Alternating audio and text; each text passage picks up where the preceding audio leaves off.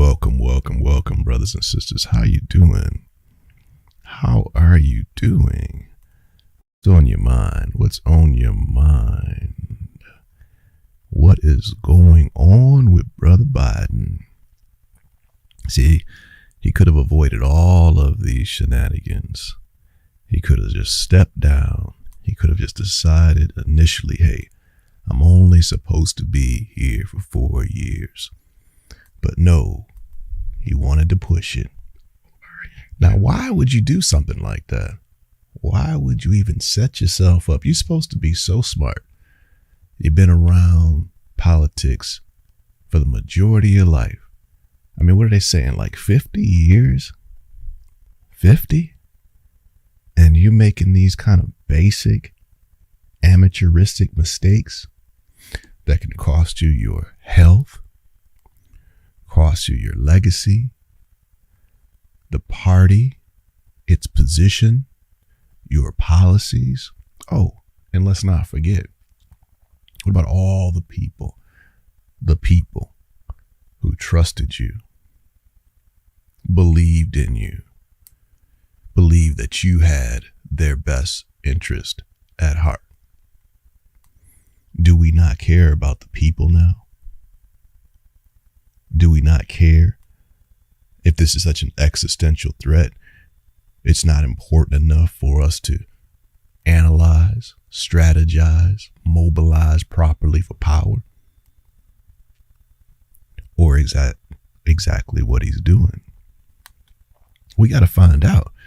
We got to find out what's going on. You know, is he just taking one for the team on a whole nother level?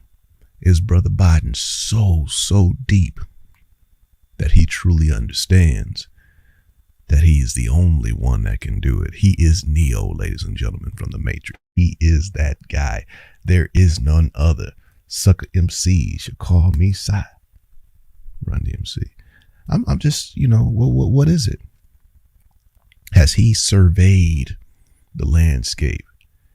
Has he weighed all the other candidates and found them wanting? Is that what happened here? Did he take a look at Kamala and say, I already know they don't want her. That's why I picked her? Did he look at Governor Whitmer and say, Whitmer? Nah, come on now. I mean, she cool, but, you know, come on. I know Whitmer, man. She can't win. Did he take a look at Brother Gavin and say, nah, look, Batman can't be for the working man? It's just not going to happen. Did he take a look at Lil West? Did he take a look at Lil West and say, nice smile, but, you know, good guy, but he's just not ready? Did he take a look at Shapiro and the others? Did he say, hey, yeah, I mean, they all right, but, you know, they're not going to be able to do what I can do. They don't know what I know. And against this homeboy Trump, oh yeah. Trump gonna just eat West up. I tell you what I better do. I better stay here. I better run. Is that what he did? Is that what he said to himself? Did he say, you know what? Even if I have to fall on my sword, I can't just leave America to these other cats. I got to go up this hill. I got to soldier up. Is that what Brother Biden said? Even if I'm crawling, my legs give out, my back, my hips, arthritis gets all into me and I just can't, but I got to do it. I got one more hill to climb. Shout out to the sister. God, just one more. Is that what he did? Or did Jill say, you better get your act together. We ain't leaving 1600 Pennsylvania Avenue. I don't care what they say. We ain't going nowhere. I like the White House. You better, hey, Joe, you better straighten up. Did Dr. Jill say, yo, we ain't going nowhere. You tell all them folks to sit down somewhere. Cause no. We got another 4 years here. And if you go on and check out, then you check out right here in the White House. There are a lot of people that can pick you up if you fall down. We go back to Delaware. I ain't picking you up. You fall down here, they got people who pick you up. I ain't studying you. Is that what Dr. Jill said? You better fall down where you got people to pick you up at. Because the last 25 times you fell down. Don't have me remind you about the other 25 times you fell down recently. Don't have me remind you that you've been falling down for about 2.5 years, 3 years, 4, 5, 7 years now. You be falling. Is that what Dr. Jill told you? You be falling. I ain't gonna be here trying to pick you up. Rhodes, dogs, and conversation. Thank you for being here. Hit the like button. Smash that like button. We hanging out with you. Yeah. Let us hear from you. Thank you for being here. We appreciate you. We got to know. I said we got to know what is really going on. Yeah, So you got Jill, and what's Brother Hunter saying? Hey, Pops, we got a lot of power right now. We can't just give this up. They coming after me, Pops, and we can't just, hey, hang in there, Pops, hang in there. Now look at those reports that we got. We were going over some of those reports, right? I say, well, Brother Biden is so upset right now.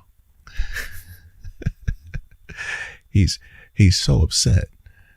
It feels like the party is abandoning him and people are turning their back on him. He's just so upset. He's just so upset. What? At that Ralph Tresvant happening. Sensitivity.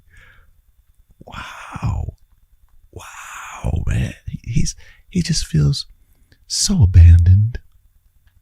What the heck is that? Yo, we talking about the president of the United States. He just feels so abandoned. he just feels so alone. Hey, man. Hey, that's not projecting the type of strength that we need right now. Peace through strength, right? I mean, come on, man. Come on, this guy. Hit the like button. Let's get rolling, brother. Good to see you. Thank you for being here. Let's get to moving. All right, let's check some cats out. No one's saying anything for sure. No one's saying anything on the record, but it feels like we've reached critical mass here, and that there could be an announcement this weekend. And I think it's just been a confluence of polling numbers, money, the debate, the president's condition now with COVID.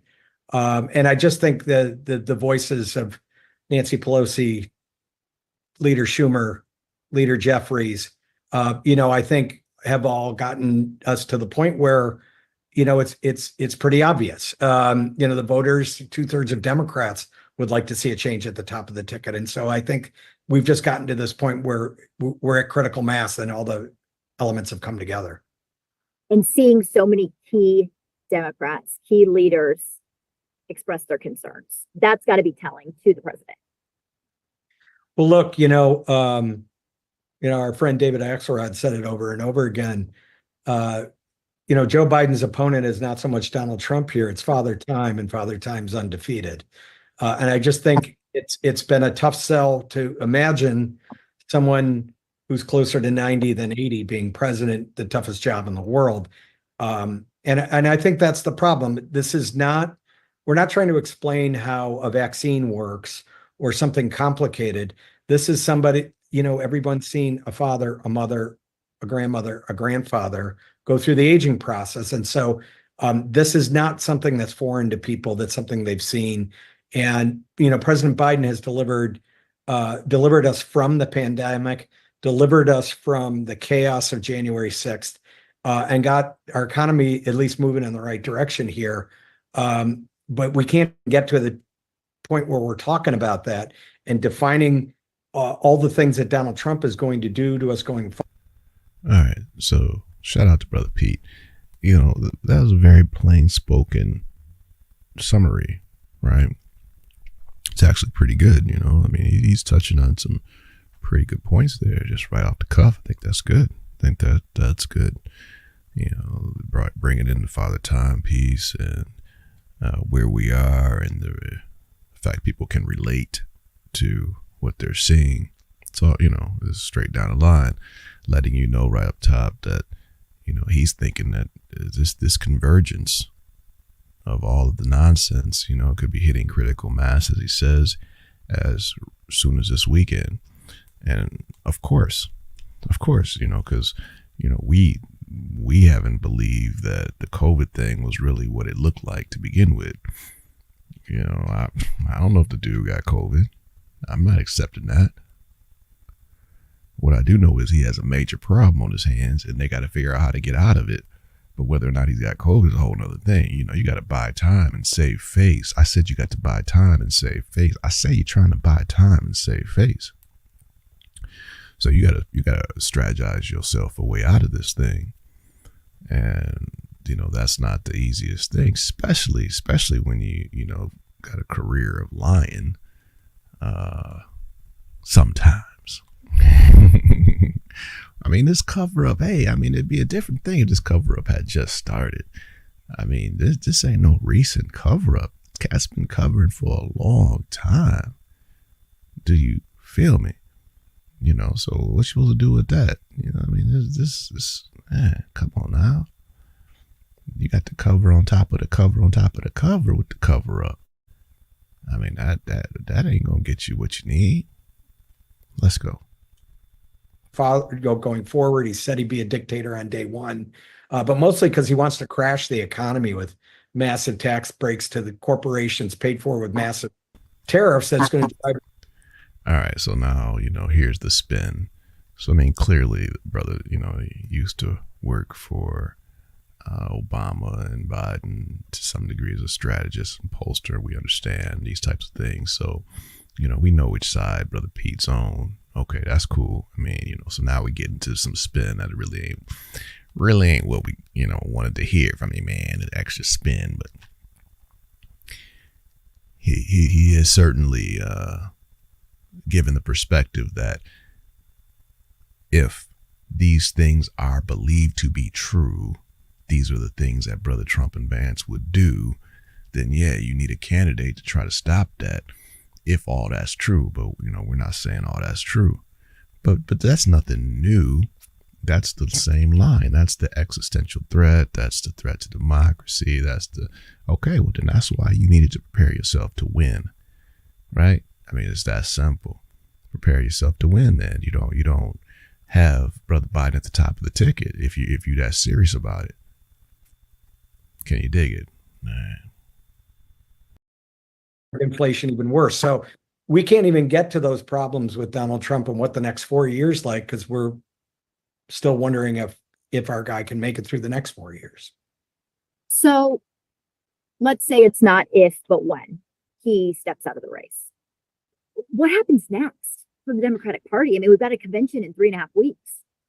Yeah, I mean, the rules are pretty clear on this. Number one is President Biden would have to release his delegates. They are bound on the first ballot no matter what. And that's almost all 4,000 of the delegates are Biden delegates. They are pledged on the first ballot.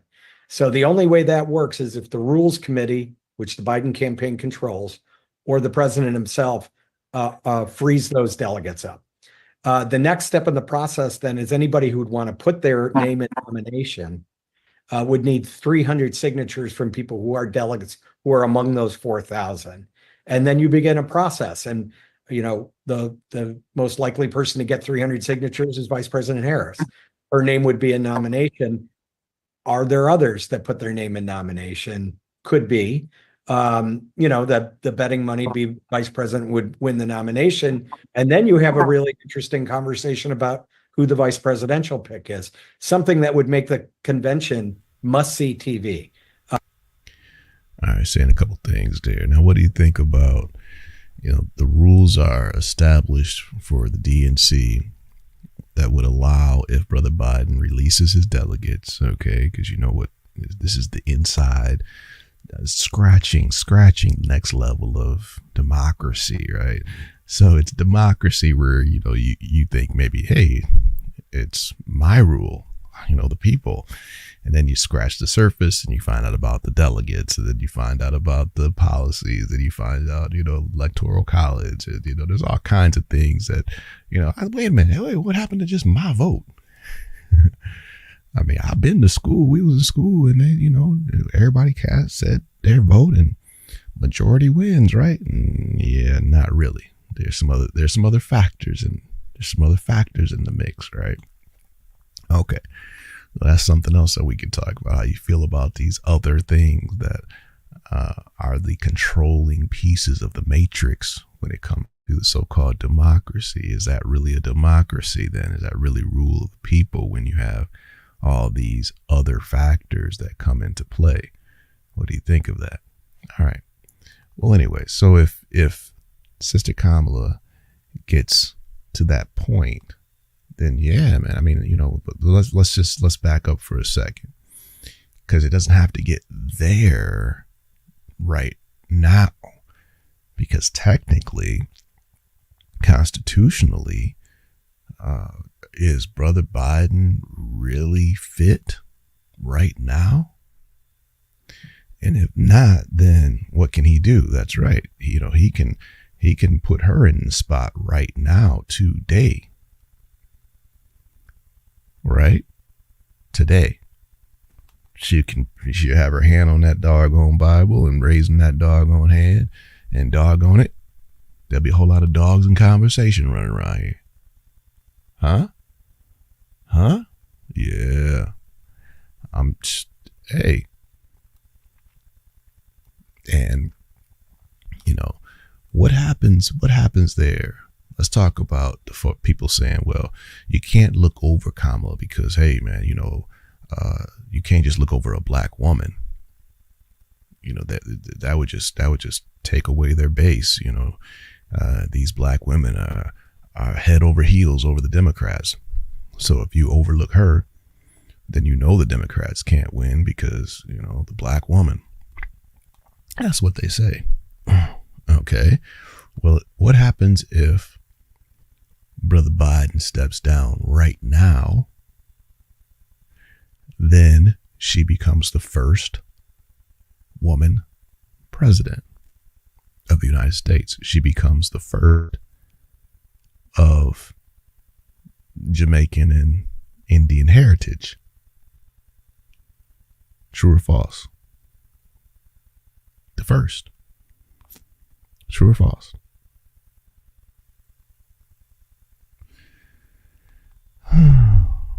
Yeah, I said something to you. What do you want me to do? We talking about it, right? We talking about it.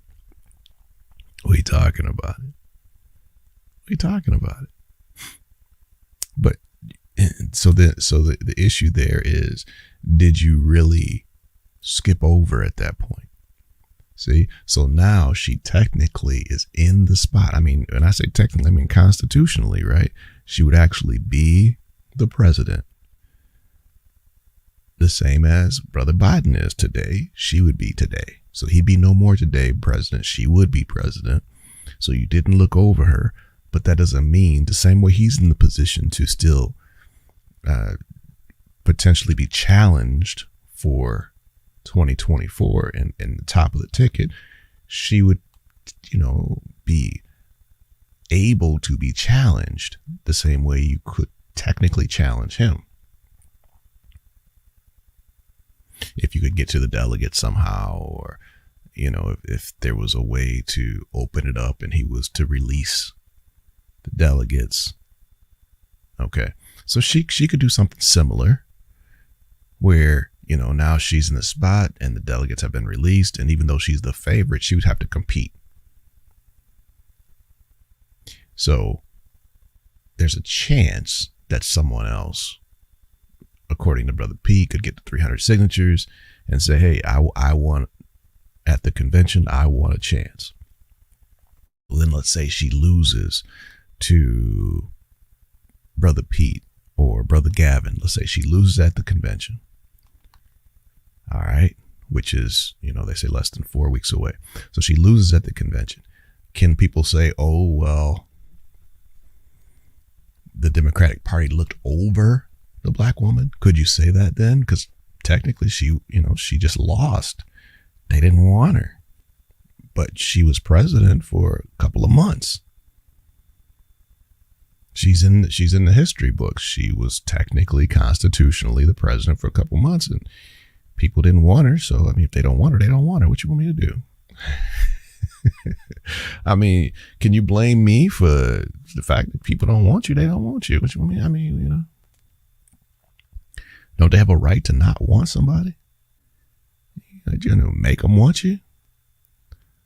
Oh, okay. Well, again, democracy is kind of funky that way, right? Where maybe that is what's happening. People, one way or another, through hundreds of millions of dollars and sophisticated, high-powered marketing, maybe that is part of the whole thing. Is we make you like it, because sometimes you hear a song you're like, I don't even like that song, but now that you done heard it 595 times, you find yourself grooving to it. Like, it ain't so bad.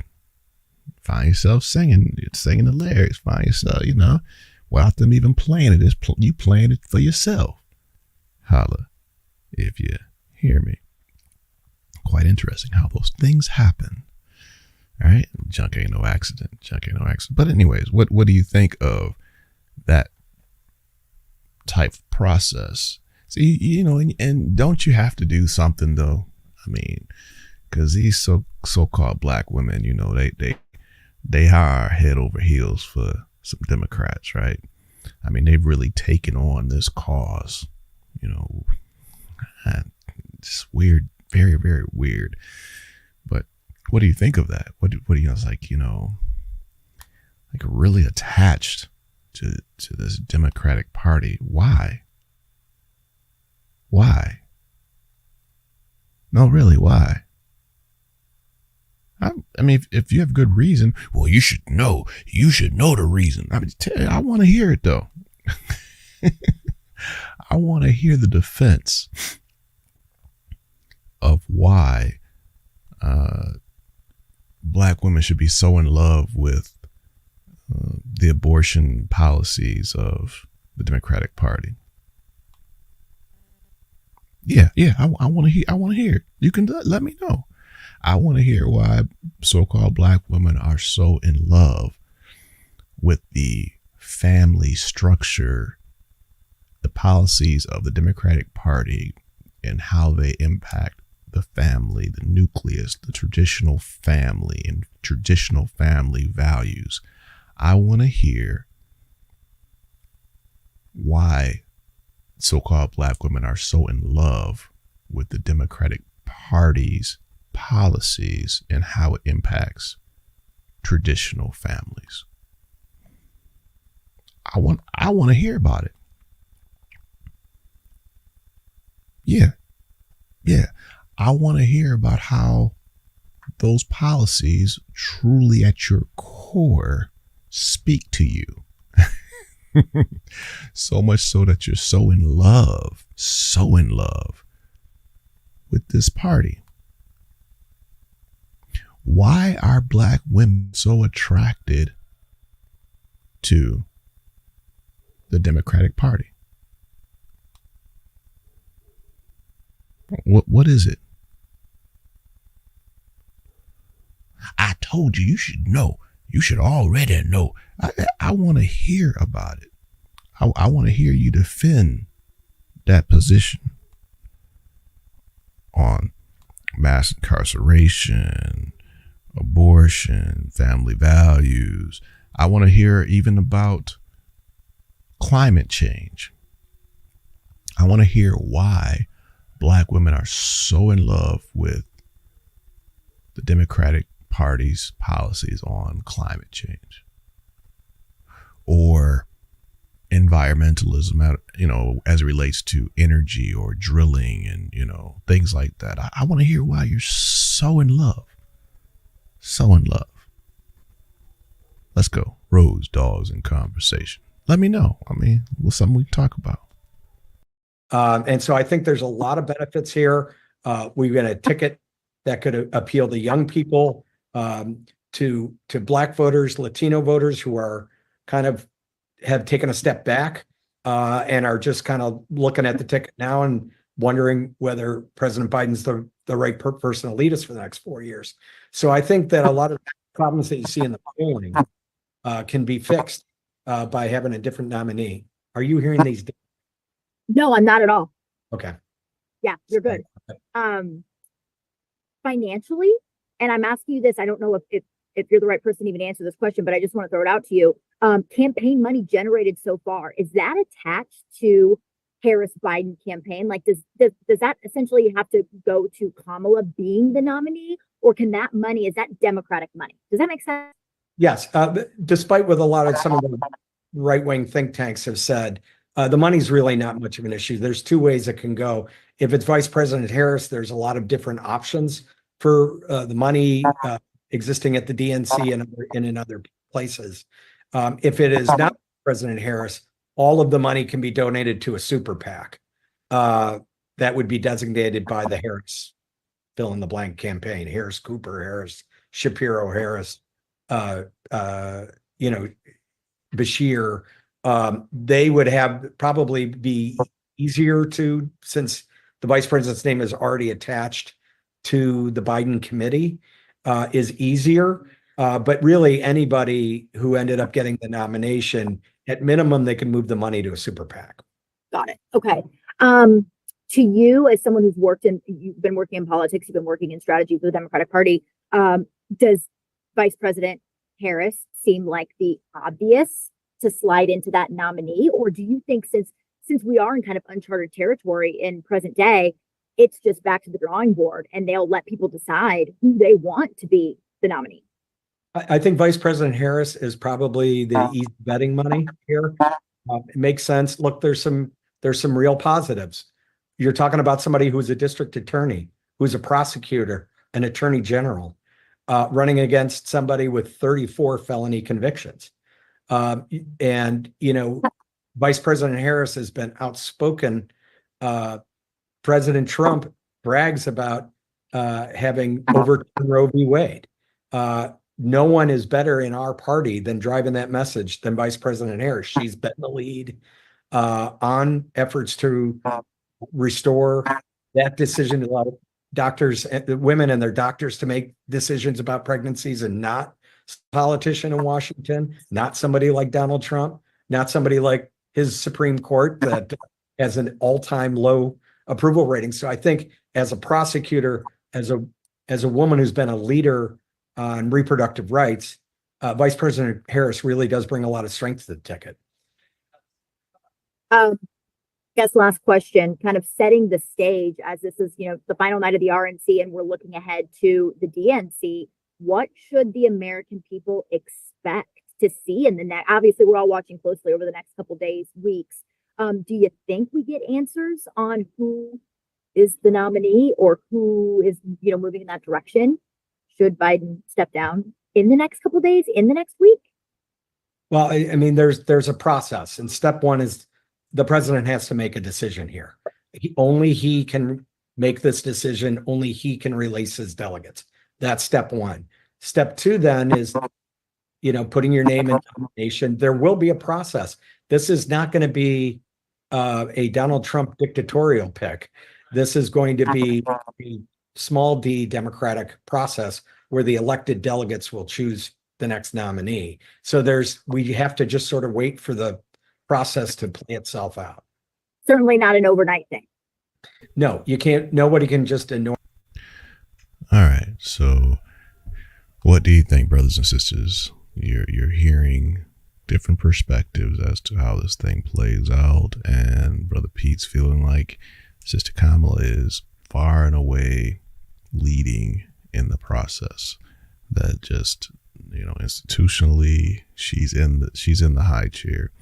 So even as this plays out, even if there's an open convention for the Democrats and in a few weeks they get together and they squabble it out, she's still coming into that situation far and away the favorite, because, she presumably would have the endorsement of Brother Biden. She's going to have, certainly have the signatures she needs.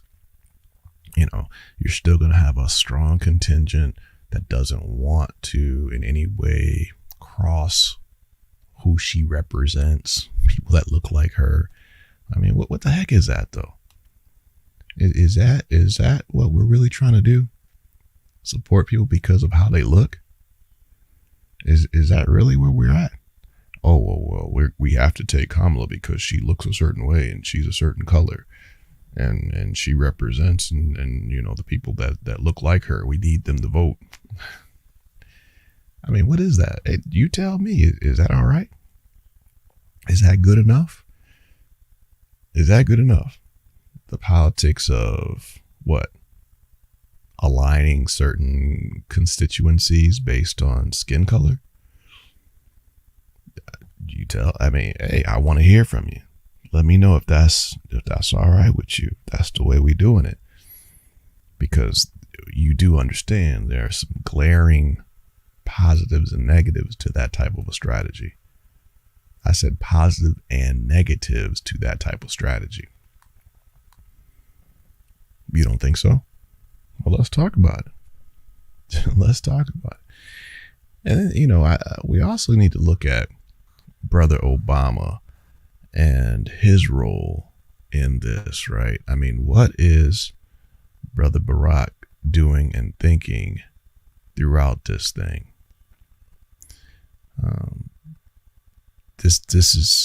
It gets, pretty deep as far as, where the true pillars of power are within the party and who should be saying what, right? Who's really behind the scenes, who's really running. I mean, there's even questions like who's even running the White House right now, especially even right now. Homeboy's chilling in Delaware, right? Supposedly isolated, supposedly getting better, supposedly, handling the operation from the beach house. What the heck? What the heck? But that brings up a different conversation, just for kicks on the side, right? On the side. How important is the president anyway? It's a conversation.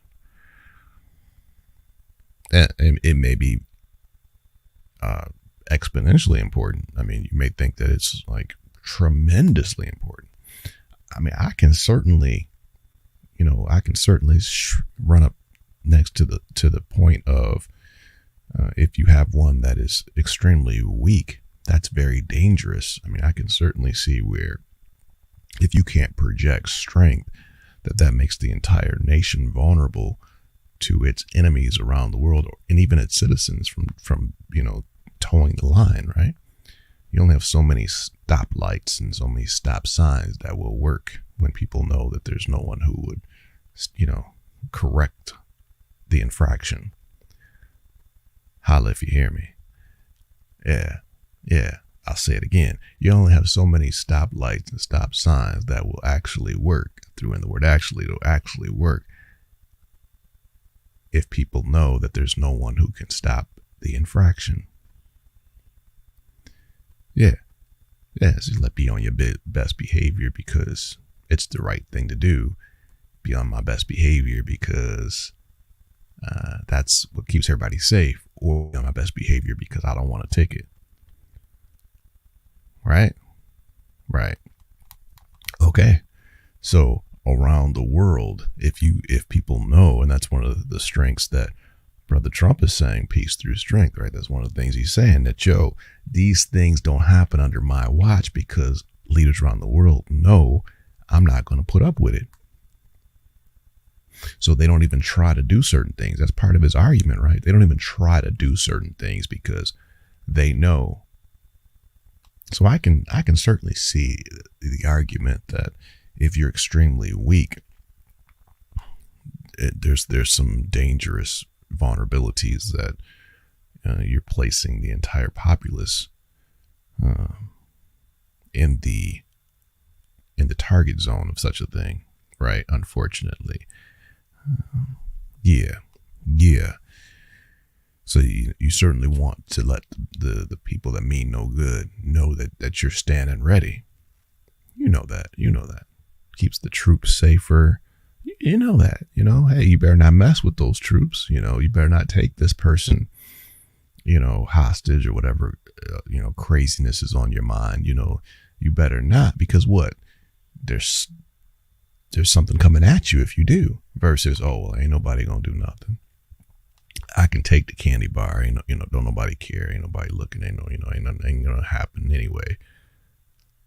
Well, there's gonna be a whole lot of missing candy bars around here, unless you just think everybody is saintly, quote unquote. You think everybody is honorable. Is that what you think? Is that what you think? Even when the cat's away, the mice won't play. That's what you think. Come on. We know better than that. So if Brother Biden's at the beach house, say, well, who's running the country right now? Do you really feel right now that it makes any difference in your life, in your current, okay, so, put that aside. We talked about as far as it's like peace through strength, right? I'm just saying in your world right now, supposedly the president is in isolation at the beach house. And of course, they have, technology, and they have security, and, he has resources. I mean, just like Air Force One, right? It's a traveling White House. I'm not denying that they have capabilities wherever he is. And that would be true with any president, right? That'd be true with any president. They have capabilities to handle the business of the country. So, we're aware. But I'm asking you something slightly different. I'm saying, do you feel right now, any difference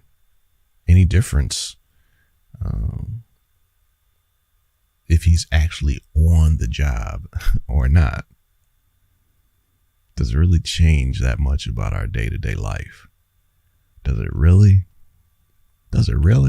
I'll give you another example. Something to think about. When Brother Trump was in office from 2016 to 2020, right? And people were hating the fact that he was there. Passionately hating that he was there. Because supposedly he said this about that, or he gave a speech where he supposedly acted out something that certain people were upset about, or he called certain people certain things supposedly. Okay, so you're just enraged. You just don't like this guy for 4 years. I get it. You don't. Okay, you have a right to that. But my question for consideration is, did it really hurt your life that much?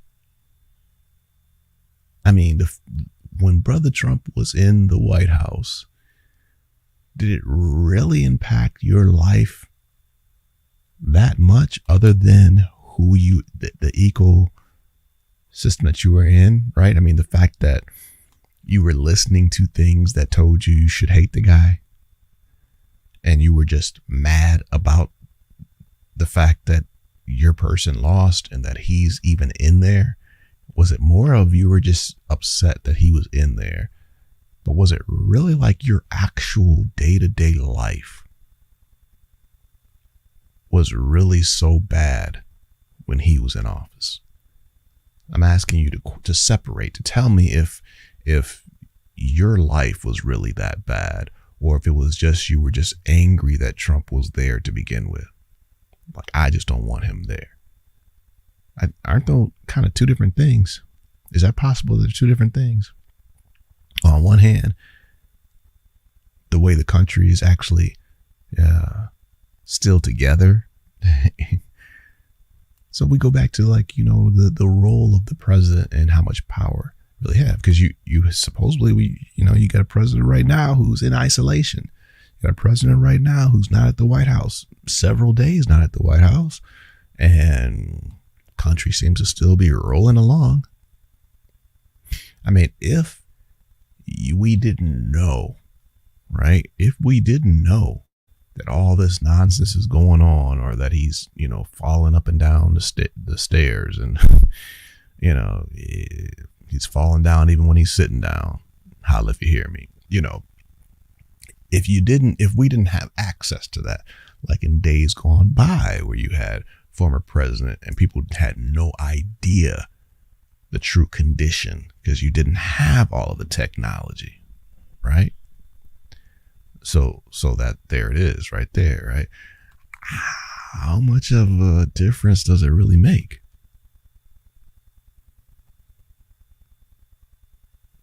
Are we yelling and screaming about nothing? Is that part of the matrix? That this whole presidential thing is just part of the matrix, part of us finding ways to be upset with things that really don't really change things all that much? Or do they? Or do they? Now, shout out to Brother Reagan, as in my teacher, not the president. So, high school civics, that is. So when Brother Man said, country of laws, not men. All right. So you could certainly make an argument that Brother Trump placing the Supreme Court justices, having that list, sticking to that list, putting those people in, that it greatly impacted society. Of course, you're going to run right to abortion, but the Supreme Court takes up cases, that's not the only thing, but that's what you're really told to think about. That, right? Like everything comes down to that. Why does everything come down to that in your world? Why? I mean, have you asked those questions of yourself? Like, why is that the everything, what the Supreme Court decided? And I'm saying not what you were told they did, or not what what you're told it means. Like, it's all about women and their freedom. Is that correct? Is that really what's going on? Rhodes, dogs, and conversation. Saying, okay, well, this is not a federal thing, sending it back to the states. How does that get translated into, well, they are totally against the rights of women? I mean, I want to hear from you. If you think that that's what that means, I think you have to defend that. You have to defend that because the Supreme Court says that the law, the Constitution, does not support this framework. If the Supreme Court decides that, why does that mean, well, the Republican Party is opposed to freedom for women?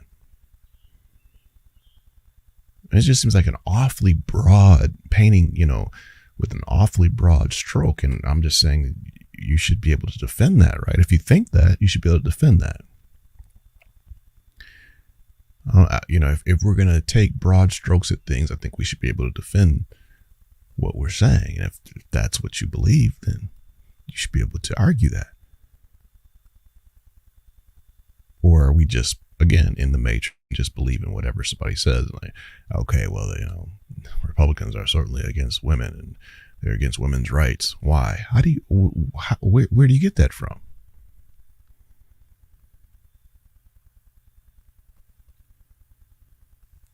Okay. And with rights, should responsibility come with rights? I'm asking you now, should responsibility come with rights?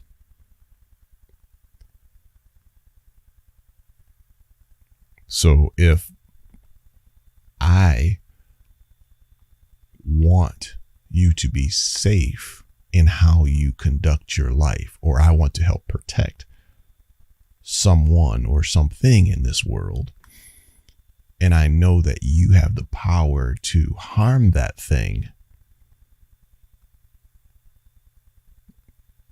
do I have any responsibility to encourage you to utilize your responsibility, and not just because you have the power, but it's how it gets manifested? Okay, how about in America? Seatbelts, right? Seatbelts. Now, because someone encourages people to, or mandates, or makes a law that says you have to wear a seatbelt, does that conflate to we don't care about your freedom to drive? It's irrelevant. We're against freedom to drive. Is that what that really means? Because we're talking about how to be responsible with the power you have. Okay, let's just, wow. When we're talking about things like this, I understand passions run high. People have very, very deep feelings. And so that's what I'm saying. We can talk about it. Let's discuss it. You know, I want to hear the different arguments, but I think we should, with all due respect, you know, we should hear the arguments, because can you see if a person truly believes, if they truly believe that that is a life inside of that woman, that is a life, if they truly believe that, if they believe that, okay, I'm asking you, if they believe that, can you understand where they want to see that life have a chance to grow? That they want to see that life be protected and prosper to the best of its ability? Can't you see that? Okay, so let me ask you, if you take a child, 8 years old, an 8-year-old child, and they're in school, and you see that something could happen to hurt that child, shouldn't in your heart, somewhere in your heart, you feel like standing in front of that, doing something to help that 8-year-old child? Don't you feel something in you that says, well, let's not let that happen to that 8-year-old child. I'll see what I can do to, stop this, right? Now that's when they're 8. But if they're in the womb, you don't see how a person can feel that same way? The same way they would step in front and help that 8-year-old. You don't see how some people, if they believe that that's within that woman is alive, you don't see that they could feel just as passionate about protecting that life and standing in the gap, standing in the way of some harm that could come to that child? You don't see that? Or to that baby in this case?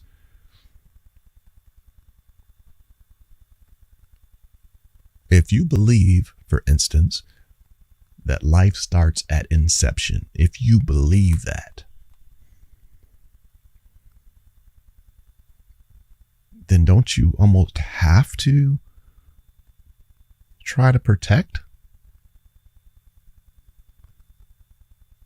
What kind of person does it make you if you're not trying to protect? If you believe it's a life? Come on, we got to talk about it.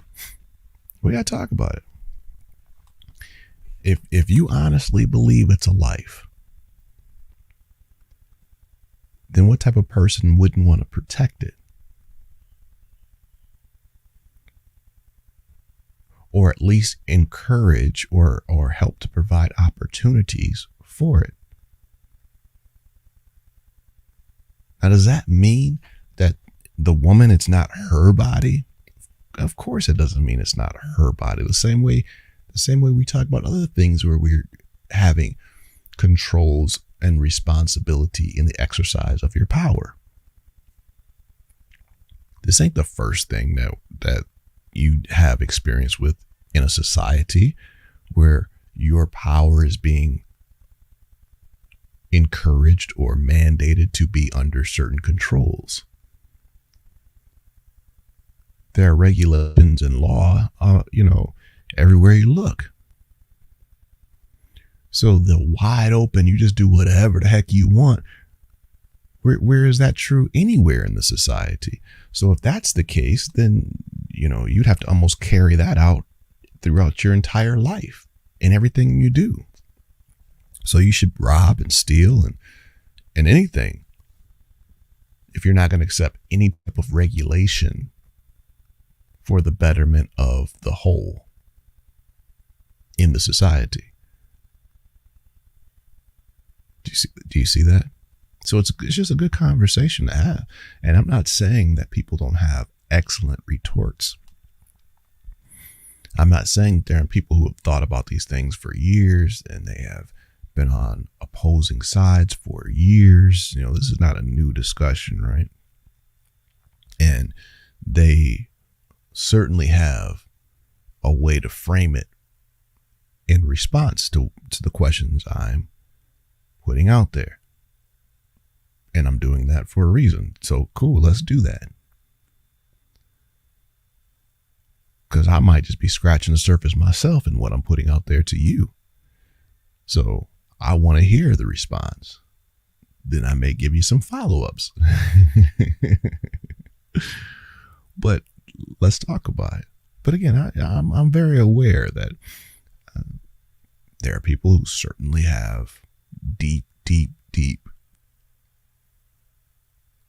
principled, with all due respect, principled positions that may, touch deep to their core when it comes to things like that. Rhodes, dogs, and conversation. So it's good. It's good to discuss. So we were talking about how the role of these types of things are impacted by a president.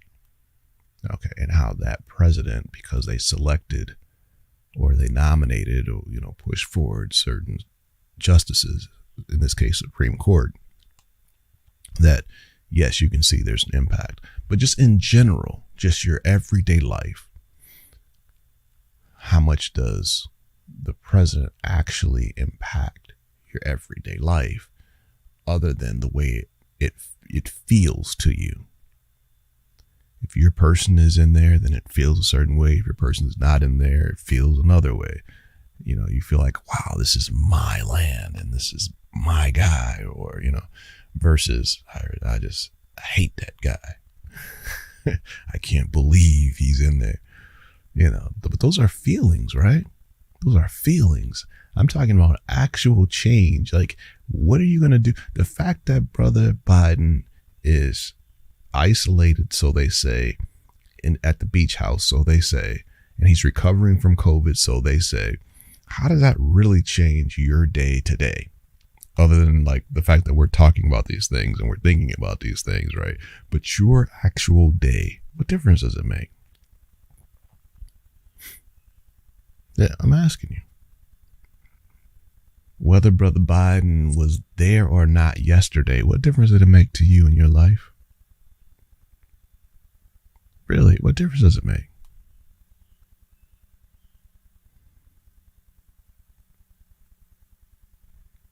Now, there are some who would say, like, for instance, if there's a policy, like we were talking about, those types of policies, or let's say healthcare, let's say you have someone who's battling something right now, and there's no way you can afford that bill if you didn't have certain insurance or certain services that were put in place by certain politicians, etc. So you're like, well, hey, it's very real to me right now because we would be bankrupt right now if it wasn't for these policies, something like that. I dig that. So let's talk about it, right? So to that person, you say, well, hey, my life certainly would be different if it weren't for these policies that were in place. But the man, see, we're trying to be focused, right? How does that individual person really impact your day-to-day life? The actual person that's sitting in the White House. Interesting conversation. So we were heading forward to smash that like button. Thank you for being here. We appreciate you. Smash the like button. It'll make you feel good. Smashing that like button makes you feel good. We were running into the question about Brother Obama and his role and what he should or shouldn't be doing with this current Biden fiasco. This cluster beep, beep, beep. Yeah. So what is Brother Obama's role in this from your perspective? All right, let's see what Roland was saying. Brother Roland posed the question. So let's check out Brother Roland, see what he had to say about that. Rhodes, dogs, and conversation. Thank you for being here. We appreciate you. Back and forth over who's really behind this push to get Biden out. And remember, this thing really took off when former Biden folks, David Axelrod, who ran his campaign, and these podcasters, John Favreau, Tommy Vietor, and I forgot the other dude's name. And many people said these folks would not have come out so hard against Biden had Obama not given his nod. Then when that New York Times column from George Clooney came out, it was reported that Clooney called Obama before it got published, and Obama didn't tell him not to publish it. Well, the Washington Post dropped this story, go to my iPad, a couple of days yesterday. Obama tells allies Biden's path to winning re-election has greatly diminished. And so it lays out here in terms of what Biden has said. And it said Obama has spoken with Biden only once since the debate. And he has been clear in his conversations with others that the future of Biden's candidacy is a decision for the president to make. So you start going through this article, and I've been calling different people and talking to them, and they've been talking about this very thing. And remember, people forget, Obama pushed Biden out of the race in 2016. Obama was not supportive of Biden running. Obama made the decision that Hillary Clinton should be the Democratic nominee. Oh, is that true? Is that true? And we've talked about that a couple of times, brothers and sisters. Is that true that Brother Obama undercut and basically passed over Brother Biden and supported Hillary? Is that true? And we've been hearing it more and more that there was tension between the two of them, that everything wasn't like it seemed, that Brother Obama did not think Brother Joe was the right guy. Now, we got to dig into that and find out exactly how it went, because there is another school of thought. Shout out on, there was another school of thought who, that takes the position that Brother Obama intentionally stayed back, right? He was silent, and he's let the process play out and let the two of them work it out, and they both went out there and they both were trying to make their best case to the party. And Brother Obama wasn't campaigning for either one of them, right? And then there came a time when, Hillary was looks like she was going to be in position. And my understanding is that there are people who say, well, that's when he, said, okay, let's bring the party together. Let's unite so we can win, which they failed to do. So which one is the truth? Was it a neutral Obama, or are the reports that he did not endorse his vice president. In fact, that he looked over. You know, I can certainly see that, just like right now, if Biden were to say, all right, Kamala, I'm sending you out there to the wolves. You fend for yourself. And if you can show that you've got the gusto, then I'll come in and bless you with my super high dope power. I'll give you, I'll knight you at that point around the round table. You'll get my full dose, get the juice, but you got to go out there and prove it first. I'm not going to just bless you with it. You got to, to get the blessing, you got to show that you deserve the blessing. You got to be number one. That might be, it might be a problem. And we already talked about that, right? I mean, that's part and parcel of what we're saying is the uproar that people are already preparing. They're already circling the so-called black women, right? They're already circling the wagon saying, if you do that, if you don't, instantly come out and support Kamala, talking about Biden, then the party could be fractured and the Democratic Party may find itself at odds with some of its most passionate supporters. And again, why are they so passionate and why do they support them so passionately? I'm still waiting for an answer on that. Okay, so if that's the way of framing it, then we know right off the top that Obama didn't do that. You understand? We do know that. Now, I mean, the way I put it to you was whether or not he was neutral and hung back. And then once Hillary emerged, then he said, okay, I'll let the process play out. She emerges. Now let's all come together. Or was he behind this, scenes, still being a puppet type of master, right? The puppet master. Okay. So that in that scenario, that's an interesting conversation. But there is another side that is, has some definite funk to it, right? And that is, well, he certainly didn't say on day one, this is my vice president. This is the guy. He served for 8 years. He's next in line. He's the guy. I'm coming out for him on day one. Matter of fact, even before, right? He could have said it anywhere during his second term, right? Hey, if Joe decides to run in 2016, I got his full back. I mean, he could have said that in 2013, right? He could have said that, 2012. Hey, if we win again, 4 more years, he's campaigning in 2012, right? 4 more years with Joe and I, and I'm telling you right now, we're going to go for another 4 with these same policies. So we got work to do. We got work to finish.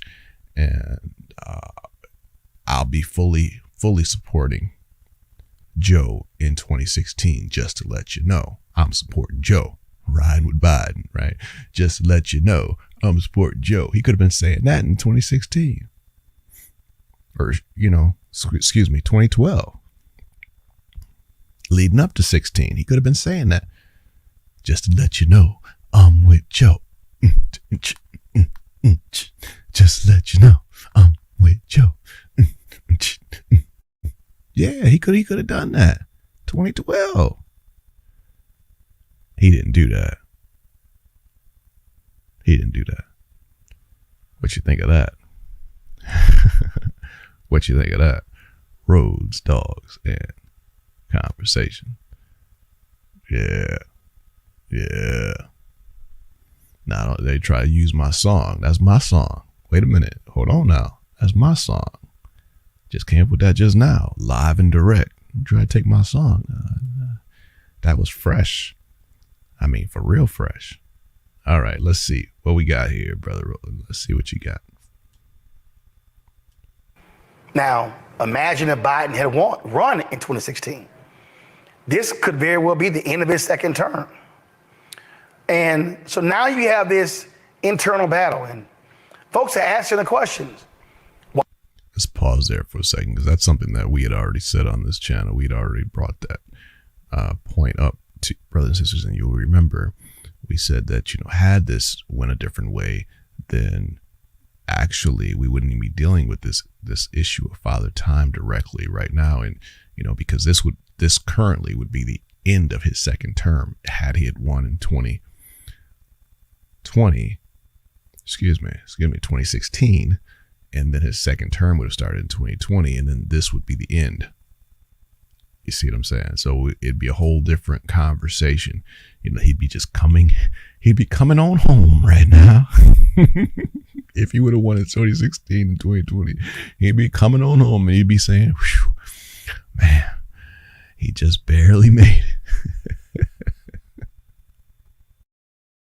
Why hasn't President Obama gone to Joe Biden to have that face-to-face conversation? And does Obama believe that Biden should step aside? And if so, why is he not supportive of Vice President Kamala Harris? The different people have been hitting me up, Michael, Matt, and Kelly, that Obama, Nancy Pelosi, and Chuck Schumer are leading the effort to get Biden out, but also not support Vice President Kamala Harris and touting this open convention. Should President Obama be more vocal? Your assessment of all of this. Michael, I'm gonna start with you. Okay, so it's a good question, and shout out to Roland. Good question. What do you think? Where should Brother Obama be at a time like this? Should he be controlling if he's not already controlling? Right? How much influence should he have? What should he really be trying to do right now to shift the conversation and direct? The party is obviously, you could use the word chaos for sure at a time like this. So then it's not just the presidency, but you also have down ballot, right? So there's a whole lot at stake. And then the reports that we got that the donors' money was drying up. Remember the Bernstein report that we gave, according to his reporting. So, this is all bad. This is all bad. So if Brother Obama could actually come in and straighten it all out, should he? But he's a smooth cat, right? He's a smooth and calculating cat. So even if he is in the mix, would he let people even know it? You're going to calculate that part as well, right? So he's not going to just, in my opinion, he's not going to just calculate what to say. He's also going to calculate whether or not to allow his conversation to be public. And he's also deep enough, and any president would be, any former president would be deep enough to send other people, emissaries, right? You have ambassadors for a reason, right? So any former president knows how to send messages. You dig?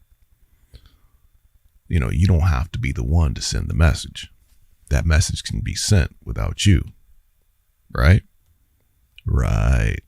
So the general public may never know on purpose, what he sent to Brother Joe and what he's communicating to Brother Joe. There's all kinds of ways at this conversation. So when the question's even asked, like, okay, I know they're going to ask you, when's the last time you talked to me? So we're going to make sure that your answer can be honest. I haven't talked to him in a couple of weeks. Remember when he said that, Brother Biden? When's the last time you talked to former President Obama? Oh, I haven't talked to him in a couple of weeks. It just sounded very weird, even how he said it, right?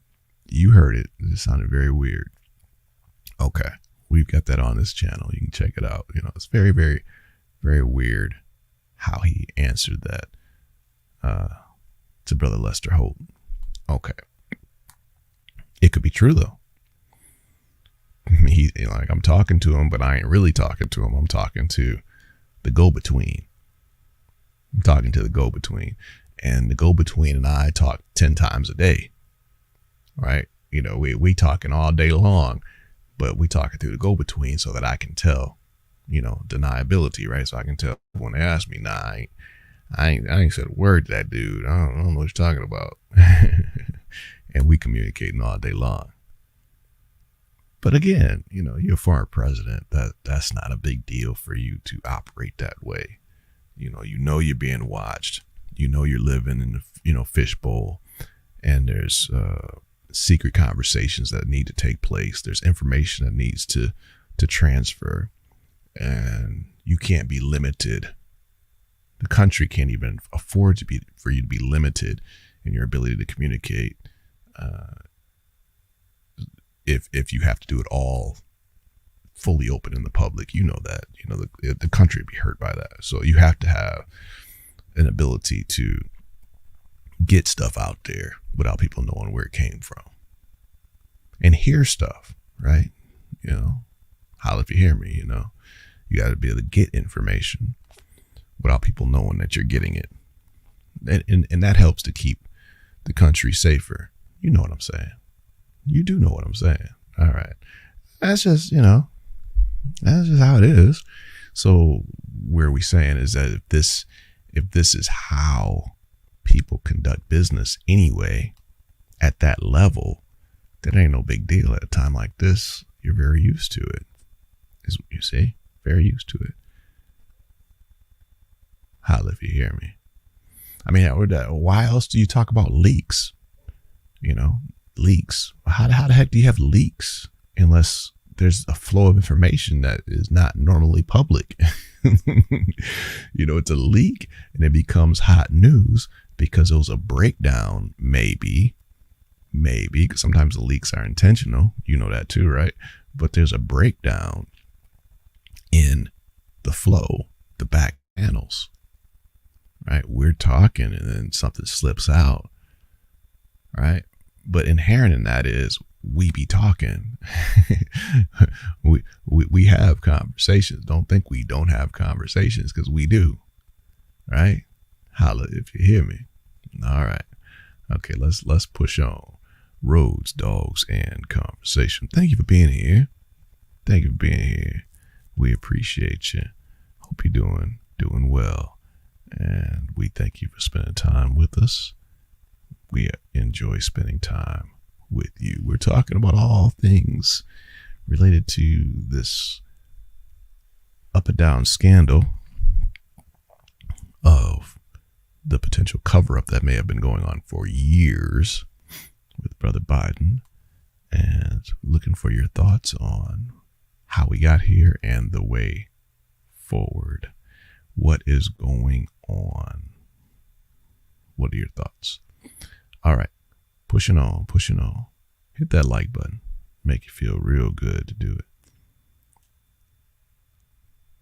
Dozens of vulnerable Democrats are now calling on Biden to drop out of the race, fearing his support will affect them in their hotly contested down-ballot races. So let's take a look at who's pulling back from Joe Biden.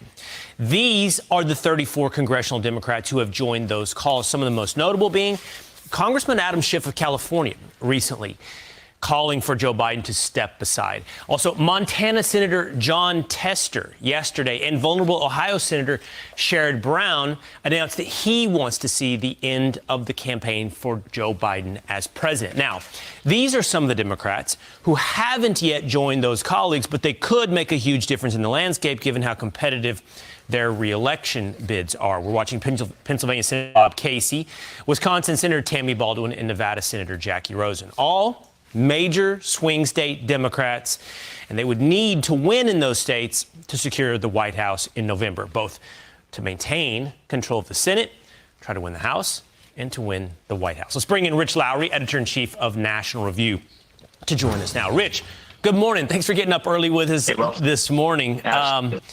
You know, I'm cataloging all these Democrats, Rich, that are starting to put their name on the list of those against Joe Biden. Do you think there's a breaking point? Is there one particular congressional Democrat that could make or break this decision for Joe Biden? Yeah, Nancy Pelosi. I think she's been the main driver here when it seemed as though Biden had stanched the bleeding a couple days after the debate by just saying, I'm not going, the elite's against me, forget it. She said, well, he hasn't decided yet, right? Which was her saying, you know what, Mr. President, you haven't decided until I decide that you've decided.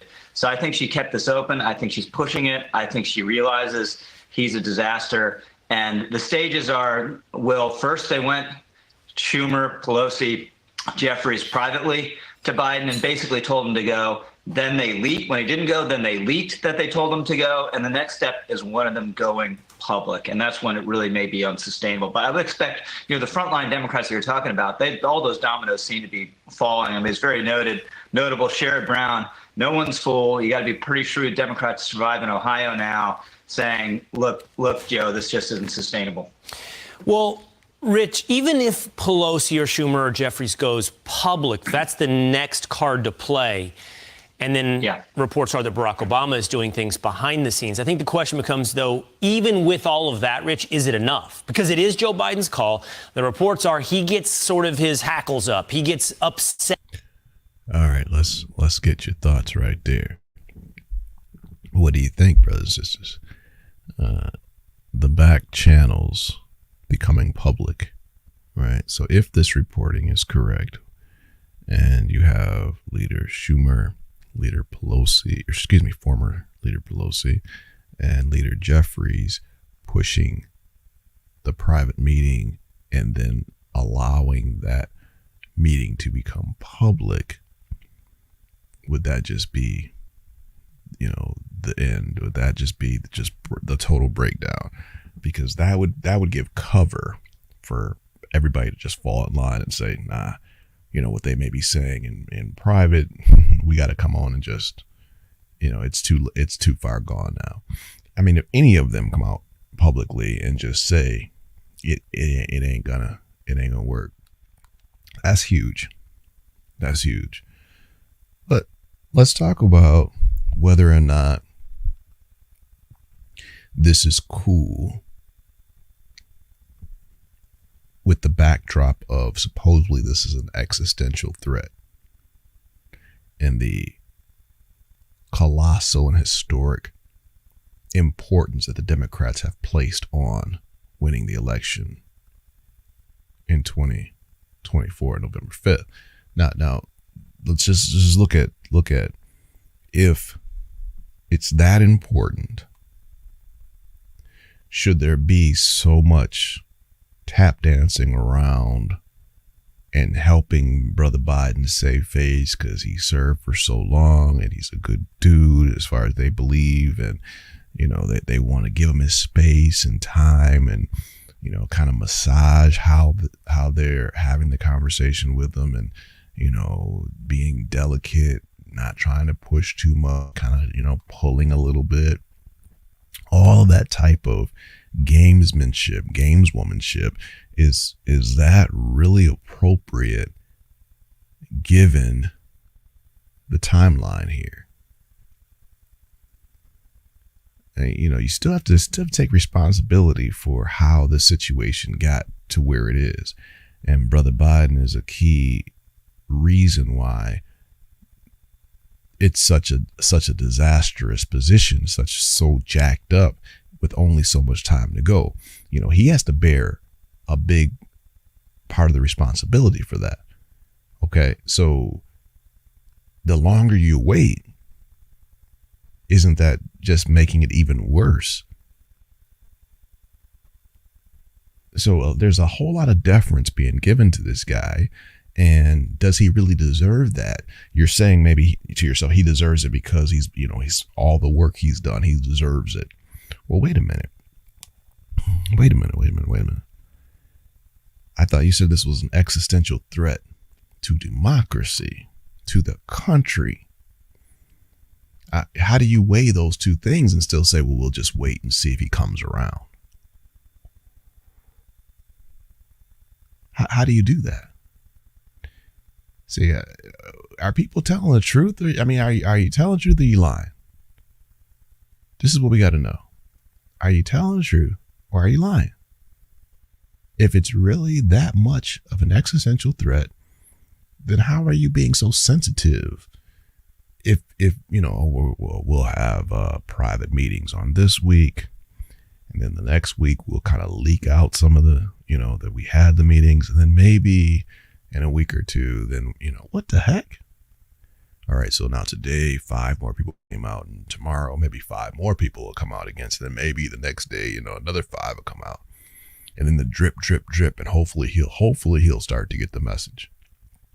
Wow, I mean, okay, but how do you get these days back? Meanwhile, Brother Trump and Brother Vance out there hitting the road, big rallies, meeting with their people, driving up the support, which was already at an extreme high, right? Based on that failed assassination attempt, you know they're riding sky high, coming off there on the hills of the National Convention, right? And the other side's talking about some, well, you know, let's just see if he comes around. Let's just see if he'll. No. And that's why, you know, we're talking about whether or not this whole COVID thing was just a front anyways. Because those conversations are they are having these conversations at a very, very high level. Right? I mean, I wouldn't be surprised if these cats are all in the room. You know, he's supposedly isolated, right? I wouldn't be surprised if right now some of these big names we talking about, man, they might have been in that room for the last 2-3 days. Pizza and hot dogs. We got to figure this out. You know, at granola bars, and they camped out for real. It's quite possible. What do you think? Let us know. If you push him, can he withstand all this pressure? I mean, if he wants to, in theory, yes, right? I mean, there's no lever. You can just say no. But this is a big game of chicken. Doesn't this guy right here, this officer dude, Secret Service dude, doesn't he remind you of Meacham? Right there. Holla if you hear me. I'm talking House of Cards, brothers and sisters. Doesn't this guy remind you of Meacham right there?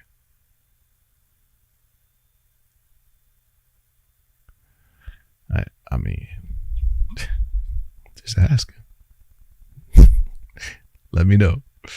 All right, brothers and sisters. This is a big game of chicken, and has been since the debate, Will, with Biden saying, you know, I'm just going to plow ahead, and if you want to kneecap me in public, you're just making your inevitable nominee weaker against Donald Trump, this guy you hate and fear. So you better just get on board because I'm plowing ahead. And then with the Democratic Party saying, you know what, even if you say you're still running, we're going to make it a worthless nomination for you because we're going to publicly condemn you. The fundraising is going to dry up. The activists are going away. So you can say you're still running, Joe, but it'd be worthless to you. And I do think the Democratic Party seems to be winning that game of chicken at the moment. This nomination is a wasting asset for him every single day. It gets just a little bit less valuable with every public condemnation and the reports that the fundraising is drying up. So really quickly, I got to go, Rich. More likely prediction. Kamala Harris is the nominee for Democrats, or Joe Biden limps across with a defunded, unsupported presidential campaign? As of this moment, I would bet on Kamala Harris. All right, Rich Lowry. All right, brothers and sisters, what's your bet? What's your bet? Huh. And what are your thoughts on the possibilities of success with Kamala? Can Kamala win? It doesn't look like that to me. I'm just gonna tell you, it doesn't look that way to me. No, I mean Biden. Surely he's not winning. Okay, he's not winning. And it's important that we keep that in mind. You got to win. If you are just talking about you have better policies or you have better vision or you're a better person, all those are cool conversation points, and they might even be true. But if you can't win in November, then you're not the one that's going to be able to govern. All right. And now we're talking about, the Senate, we're talking about the House. So, you have to have victories in these key states in order to implement your agenda. Right. So then we go back to the question we asked earlier about the importance of these people. Well, if you believe they are important, you got to win. You got to win. So, can she win? It doesn't look that way to me. It really doesn't. So then why even go through all of this? It's a good question, right? It's a good question. Why even shake all this up, and then you have to deal with, getting the money together and straightened out and, moving it from here and there and da-da-da-da. But it's too far gone now, right? Speaking of money, going back to that Bernstein reporting, Kat's talking about, the big donors, that they're not going to give another penny. And that's also true for these House and Senate races. They're saying, hey, we're not going to do it. This guy is just bringing us down. We can't continue to support that. That's some heavyweight stuff, brothers and sisters. I mean, what do you do with that? So you can't run without the funds. We know that. I mean, that's part of how the system is rigged. That's a big part of this whole thing, is that it costs so much. This is the argument that third parties, independent parties, what they're faced with. The massive inequalities of the process when it comes to funding. You may have a great third party candidate who has a great platform. He or she may have a tremendous platform and they may be a great person, but can they really raise $500 million to shake things up? Right? And again, shout out to Ross Perot. I mean, what he was able to do, but that came out of his own pocket, right? You got a billionaire from Texas that's saying, hey, I'm willing to fund this. And at that time it was expensive, but now it's even more expensive. I mean, you're talking about hundreds and hundreds of millions of dollars. All right. So when they start talking about they're backing up from supporting Brother Joe, that they're not going to be given the funds, oh man, that's trouble city, baby. Yeah, that's trouble. That's big time trouble. So in that situation, will they pour that same funding now and open up the checkbooks again for Sister Kamala? We're hearing, going back to that Bernstein report, we're hearing no. We're hearing they don't want her either.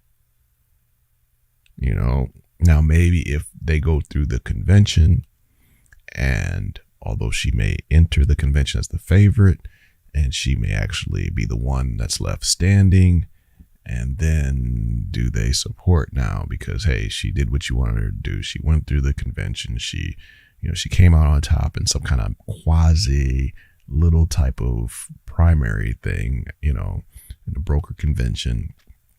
She came out top, but I'm not really feeling like that's doing a whole lot.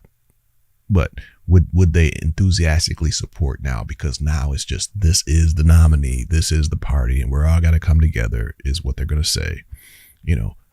So do they write the check? Oh, maybe. Well, maybe when they would have gave $1 million, now they only give 500,000 because they're still not as enthusiastic about it. Maybe. But let's go back to the convention. What's the authenticity of that? I mean, if you already think, well, she's going to win anyway, do you really put your name out there? I mean, does Gavin and Westmore and Gretchen, do they really say at the convention that they really are going to push, or do they just say, hey, let's just come together behind Kamala?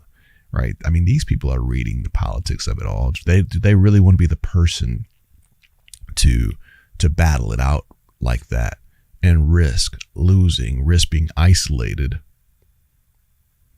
You know, so then is it really a sham then? Is it really like, well, they're going to pick her anyways? Almost like the Democratic primary this year, right? People didn't really run against Joe. So isn't that just deception?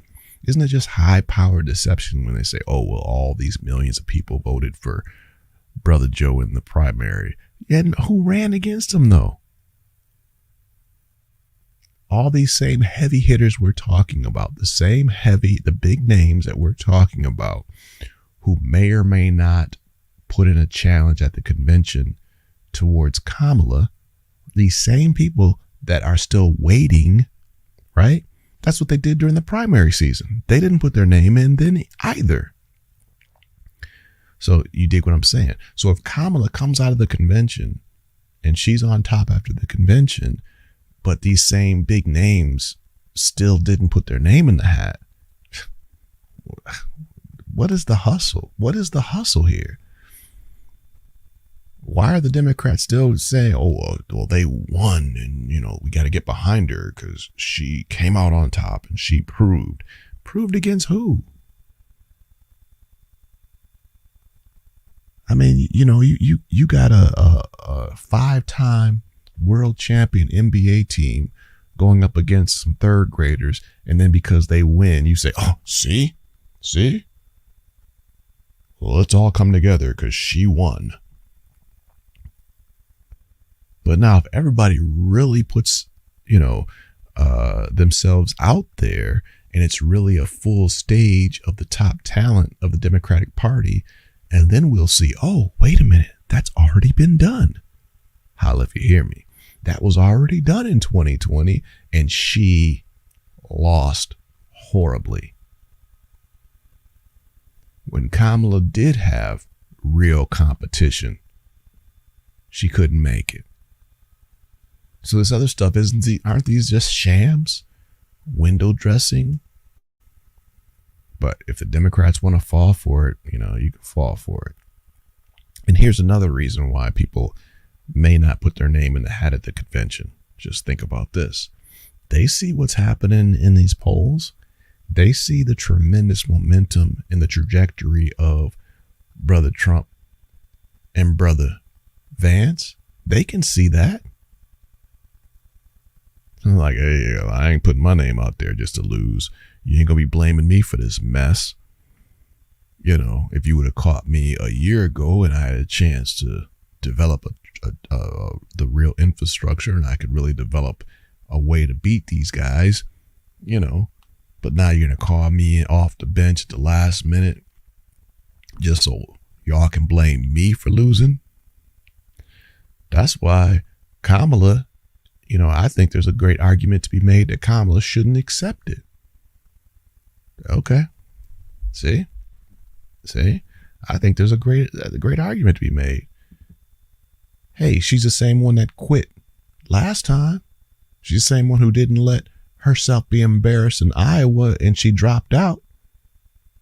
She's the same one who did the political calculus and dropped out before she was utterly embarrassed in the data. So you go to Ballotopia, the data was never going to be there. She wasn't going to let you see how bad her performance was going to be with the actual hard numbers, how bad she lost, how bad she performed. She didn't want you to have that data. So she got out of there before you could see those numbers. She just quit before a single vote was cast. She quit. Well, that's, politically astute, right? So nobody could say how bad she got beat. Are you hearing me? Okay. So this same person who did that, as much as she wants to run, are you sure you want to run? Are you sure? Because it won't be Brother Biden who loses in 2024. It's going to be Kamala Harris in that scenario. In that scenario, it's Kamala Harris that lost. It's Kamala Harris that went up against Brother Trump and got beat badly. And if she thinks, well, that helps her in 2028, do you really think that?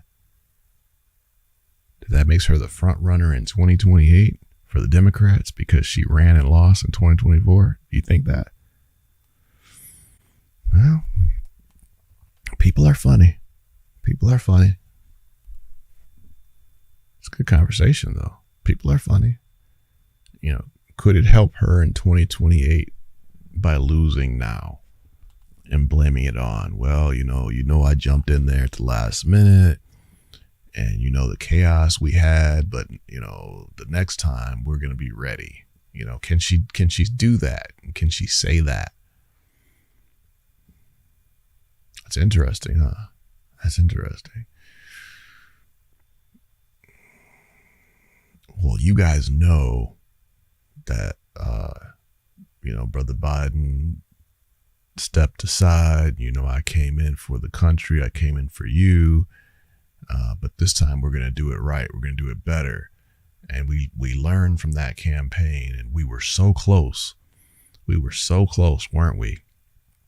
And we had them afraid. And now look at what they did to the country. So, you know, we can't let this happen again. So that's why in 2028, you know, she could try that. She could try that. I'm not supporting, but I'm saying, you know,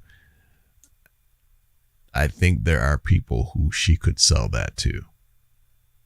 Yes, there are people she could sell that to. Very interesting. Let's take a break behind that. Yeah, brothers and sisters, I'm giving you some stuff here to think about. That's some pretty deep stuff right there. That's some pretty deep stuff. Yeah. Rhodes, dogs, and conversation. Thank you for being here. Hope you are enjoying yourself. Hope you're enjoying what we're going over with you. Yeah, that was that's something to think about. That's something to think about. And, you know, because you still want to say, well, why would you even put yourself in this position at this point? You know, you got to have a reason why you're even going to be in the, you know, allow yourself to be in this position. It's a heck of a spot to be in when all the numbers are looking this bad, you know. So you'd be careful. So what's your plan B? You know, what's your next move? If you do take this move and you do take this defeat, where do you go from here? It's interesting. It's interesting. So we certainly will continue that conversation. Rhodes, dogs, and conversation.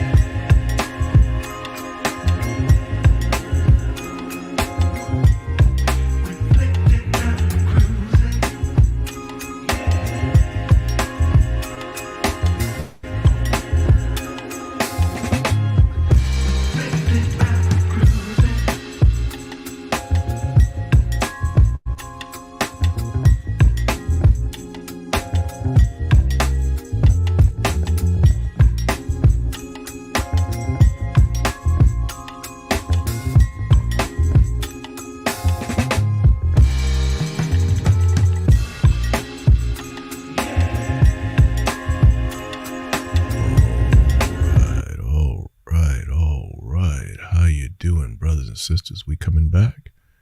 We are back. There it is. There it is. Did you miss us? Yeah, hit that like button. Yeah, we're not going to leave you stranded. Hit that like button. Yeah. Rhodes, dogs, and conversation. Thank you for being with us. We appreciate you.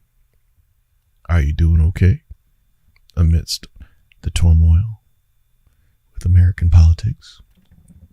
Does it even matter to you? Does it even, it matters? Okay. All right. Well, yeah. I mean, there are certainly reasons to want your side to win if you believe the hype, if you believe that your candidate can do what they are saying they will do, if you believe that the rhetoric is true, if you believe that what they claim will happen if the other side gets in, if that can be believed, then, you know, maybe this is a very, very important time in the country. And since America has the position that it has, hegemon, has the position it has around the world, then, you know, you're talking eyes and interest all over the world on this race. So that's interesting.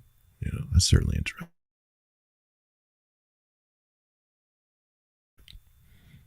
But you know, like I know that, you know, every 4 years you do hear a similar phrase that this is the most important election of our lifetime. You do hear that. I mean, they got to drive out turnout. You know, they get you to get to the polls one way or another. You know, got to get you to vote. Got to get you there. But this whole existential threat to democracy, that's a new twist, right? I mean, that's some extra spice being put on this pizza. You know, saying that, you know, democracy itself, right? Like everything can crumble. Well, do you really believe that? Do you really believe that? Yeah. We covered Brother Trump yesterday in his rally in Grand Rapids.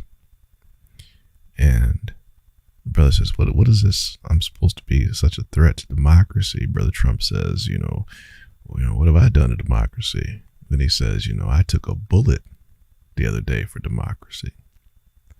How about that? That's some strong stuff there, baby. And we still want to know what was really behind the assassination attempt. Whether you are for Brother Trump or not, you know, we need all the facts. We need all the facts, right? Don't you think you should have them? You know, somebody tries to assassinate a former president, you know, we need some data here. We need the real deal. They say that tomorrow the Secret Service director will be testifying. That could be interesting, you know, but that ongoing investigation phrase, I think you might be able to just put yourself on a loop with that one, right? Like, you know, you're going to hear that, you know, how many times are you going to hear that? That's the question. We should do a poll. How many times are you going to hear her say, well, it's an ongoing investigation and, you know, it's our policy not to comment on, you know, I can't answer that. It's an ongoing investigation. It's an ongoing investigation. It's an ongoing investigation. It's an ongoing investigation. You know, can't talk about it. It's an ongoing investigation. We're gonna follow the facts wherever they lead. I can appreciate your concern, Senator. I appreciate your, you know, Congressman. I appreciate you, you know, whoever's in front of her, right? I mean, we find out which committee she's going to be testifying in front of, but she's, you know, you already know, you already know. It's a Secret Service. The Secret Service? Yeah, the Secret Service. she's going to be transparent. Okay.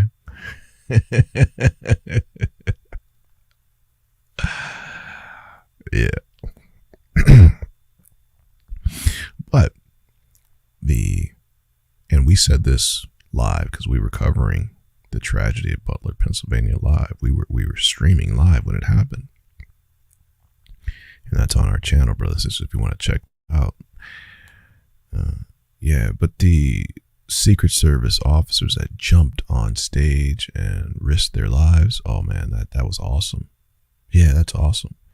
So, whatever breakdowns we may find, whatever breakdowns we may be told or get exposed as far as the Secret Service on that day, how could it have happened? Whose responsibility was it? All those things we want to know.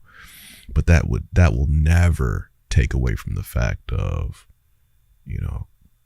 those officers, the Secret Service agents that jumped on stage and, those who risked their life at that time. I mean, that was some deep stuff. So, shout out to them. They certainly get the respect. I mean, you would have to utterly prove some type of major conspiracy, where they weren't in any danger whatsoever, right? You'd have to somehow prove that. And how are you going to do that, right? We saw them jump up on stage and we saw, so anything could have happened. They were shielding former President Trump at that point with their own life. And that's awesome. That's awesome. Again, the only way you could take away any credit for that is, everybody's in on some big hoax, and you still have people who lost their life that day, so Brother Corey, right, and others who were injured, the two that were injured, and then of course the little nutcase, he got taken out appropriately. But we need to know what was really behind it. There's so many secrets, so much stuff that goes on just behind closed doors for it to be seen as such a democracy. If you're ruling, if the people are ruling, how the heck do the people rule? Well, we could stop right there. I mean, there are already issues with that. We can go back to Electoral College and other things, right? So but how do the people rule if they don't have all the information? What kind of ruling is that? I mean, that's just seems heading back to the Matrix, right? How do the people, if I know that you don't know, then when you vote on something and I know you don't know, and I give you some options, right? Oh, baby. Are you digging that? Here, I give you the options, right? Okay, well, you can go down West Street or East Street. Now, you don't even know about North and South. You can go down S Street, East Street, or West Street, No, it's an important decision now, Let me give you some more information because, this is very important. And if you go east, this is, you should go east because if you go west, but I'm never telling you about North and South. Gee whiz. Smash that like button. Smash that like button. So how is that democracy? So then you feel like, well, no, I'm going to go west. Even though they told me to go east, I'm going to go west because I'm going to exercise my own opinion. So you go west. And the person knows, well, as long as you don't go north or south, holla if you hear me. Smash that like button, boy. I'm on it, y'all. I'm on it. Do you hear what I hear? He that hath an ear to hear, let him hear. I'm on it, baby. You want me to run that again? I'm gonna run it again for you. Well, I'm going west. I ain't going there. No, they want me to go east, but I'm going west. I got my own mind. I'm gonna do my own thing. And the person knows, well, as long as they don't go north or south, we good. So they could fight about going east or west all day long. They could do it all every 4 years. They can be mad about going east or west, as long as they never go north or south, because we will never tell them about north and south. They'll just be arguing about east and west. Rhodes, dogs in conversation. You should be loving us. Yeah, baby. Yeah. All right, let's go on down the road. Here we go, brothers and sisters. Let's get more on this. We're joined now by Trump 2024 campaign National Press Secretary Caroline Leavitt. Caroline, good to see you. We appreciate you being here on this Saturday. So first of all, really none of us can say that we know who is going to be at the top of the ticket on the side of the Democrats. So how do you strategize with that? Well, the Democrats are certainly in disarray. There is no doubt about it. We are witnessing a silent coup against Joe Biden by members of his own party. Democrats across the political aisle on Capitol Hill are now coming out and saying that Joe Biden is not competent enough to run this campaign. So if he's not competent enough to campaign, then how is he competent enough to be commander-in-chief for another several months, even ahead of election in November? That's a question we should be asking the Democrats, the American people.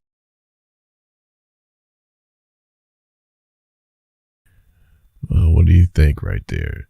You know, what do you think? Do you buy that? Or is that really a whole nother thing that we're watching right there? You know, are we watching something entirely different? Because do the Republicans really care about the Democrats and their vote, their primary votes? You know, are they really trying to stand up for, you know, oh, well, you know, you guys are taking away their votes. They voted for Brother Joe in the primary, and you guys are, you know, doing away with it. That's not democracy. Or is the play, brother, this is just simple. They want to make sure that Brother Joe is still on the ticket. Is that what's really going on here? Come on now. You tell me. Do they really care about, okay, well, you know, hey man, we got to protect those Democrat primary votes. I mean, hey, you know, they voted for this guy Joe in the primary, so you know, you guys are doing something wrong if you're trying to, you know, get rid of this guy. You can't, you know, you shouldn't do that. Hey, I mean, you know, what do you think of that? You know, of course they want to run against Joe. You know, they want to run against Joe. You know, if they pick someone else, it's still, to me, other than, you know, we gave you a couple of options that, you know, could make things interesting. But since they're not going to do that, it would seem. So any of the normal cast of characters that we've been hearing about, the people that are on the short list of, you know, who would run instead of Joe, none of those people are geared up to beat Trump and Vance, in my opinion, right? So, but Trump and Vance going against the known commodity, going against what they already know and have been planning for, you know, in Brother Joe, it just makes it much more of a shoe-in, right? I mean, it's already plotted. It's already in motion. That train has left the station. So bringing in any type of X factor where you have to adapt, where things could, you know, happen that is just unforeseen, then you want to mitigate that, you know, and just keep your victory in hand. And the best way to do that, it would appear, is to just, you know, keep focusing on Joe as your opponent. And if you can help the Democrats to do that, then you're on your way to Pennsylvania Avenue, is the way it looks, right? So it's funny, though. It is funny that they're positioning it as, hey man, you guys, this is democracy. you know, you guys are disenfranchising your own people. They did vote for this guy. You know, what are you doing over there? It is funny. But hey, politics, baby. Politics.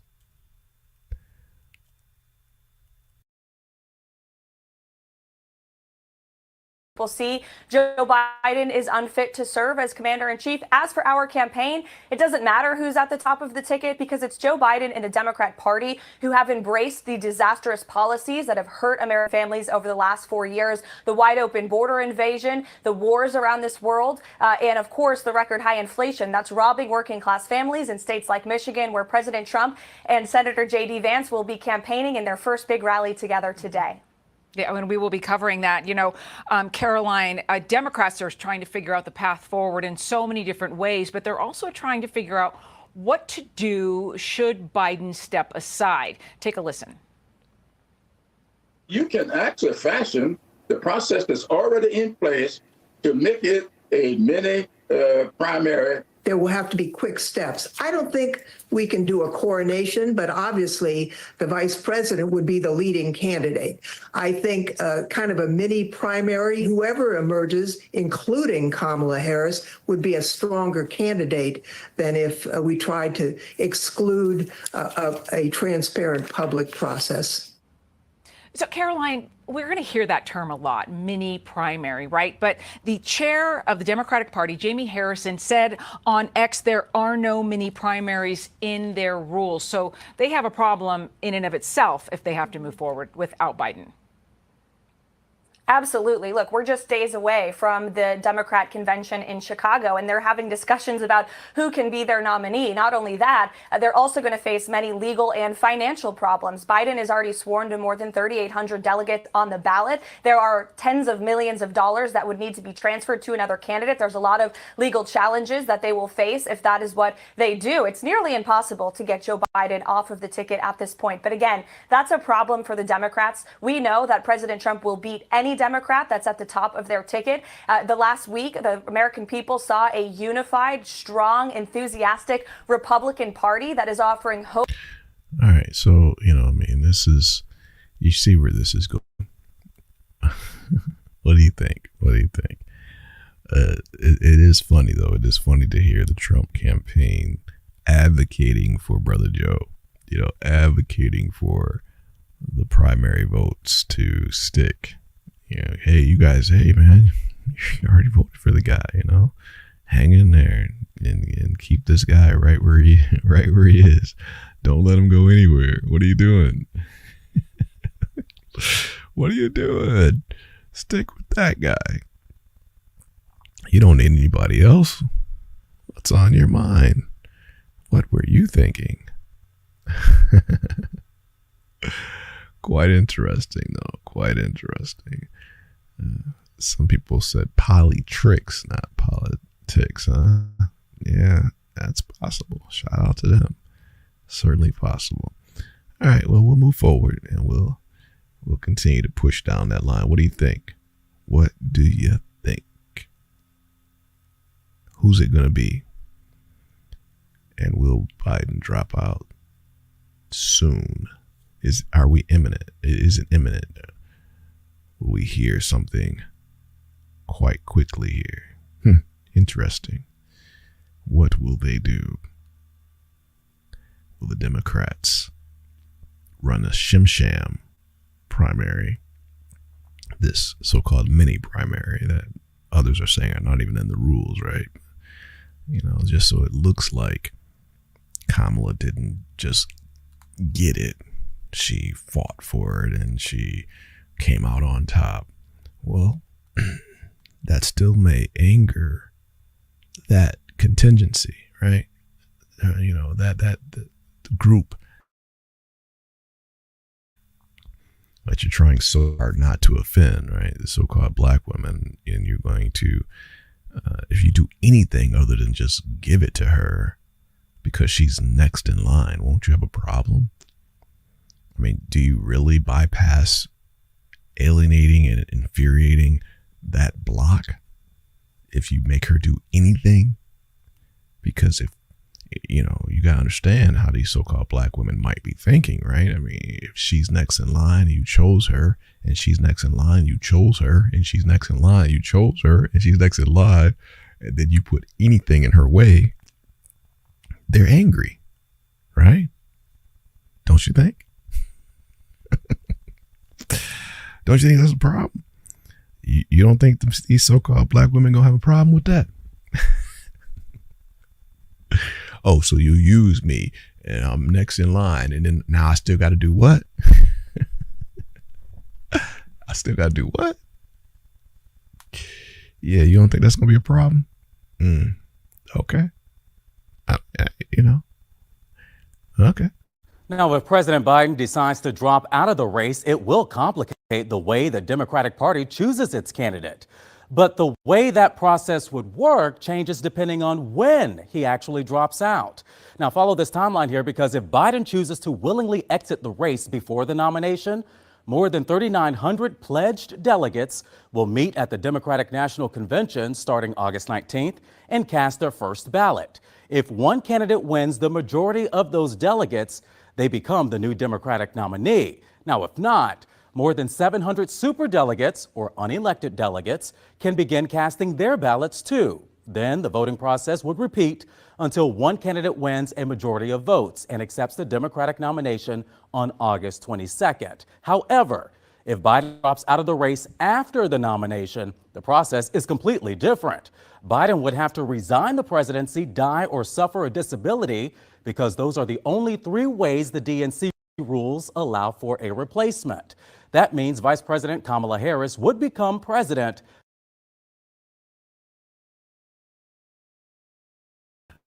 Okay. Okay. What do you think, brothers and sisters? What do you think? You know, let's just take it. Let's take it somewhere slightly, you know, in our world of making things interesting, right? Taking something that is interesting and make it even more interesting. But again, what does this say about democracy? You know, all of these rules and agreed upon stipulations, timelines, right? What does this say about party politics? And I am not saying that you don't need to have those things. I'm asking you, what does it say about democracy? There's all types of little things embedded, you know, in this so-called freedom. All these little things, regulations, stipulations, you know. Where is this freedom then? Where's this freedom or rule of the people? Where do these things come in at? Again, you're free to go this way or go that way, but nothing else. I mean, is that freedom? You have to do it this way. You know, now if you do it this way, then, you know, you get this. If you don't do it this way, you know, you can't get this. Where's the freedom? I mean, even to the point of all of the rules that we're discussing right now, and that are obviously being considered, people don't know about that junk. The average person doesn't know about that. That's why we're talking about it. You know, we're researching to get to the bottom of some of this stuff. Got to learn about this stuff. Be educated on this stuff. Cats don't know. Well, then who knew?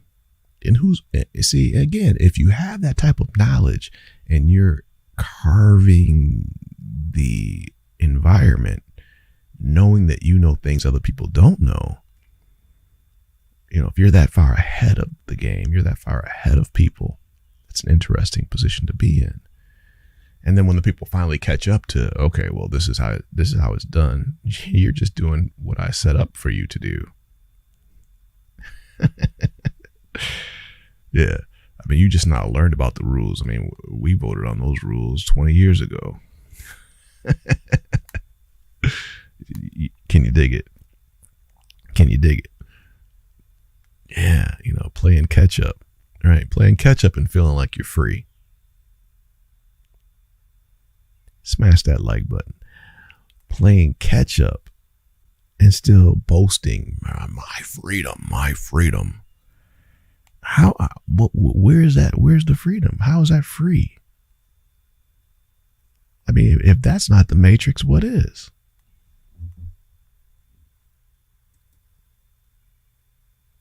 Just, we're talking about it. But if you're being, put in a situation, purposely put in a situation, and your options are so predetermined, how's that freedom? It's interesting. It's interesting. But it is good to see that timeline. So we'll take another look at that timeline, because the timeline is certainly apropos. Got to know what's going on with this timeline going forward. All right, brothers, let's look at the timeline again. Here we go.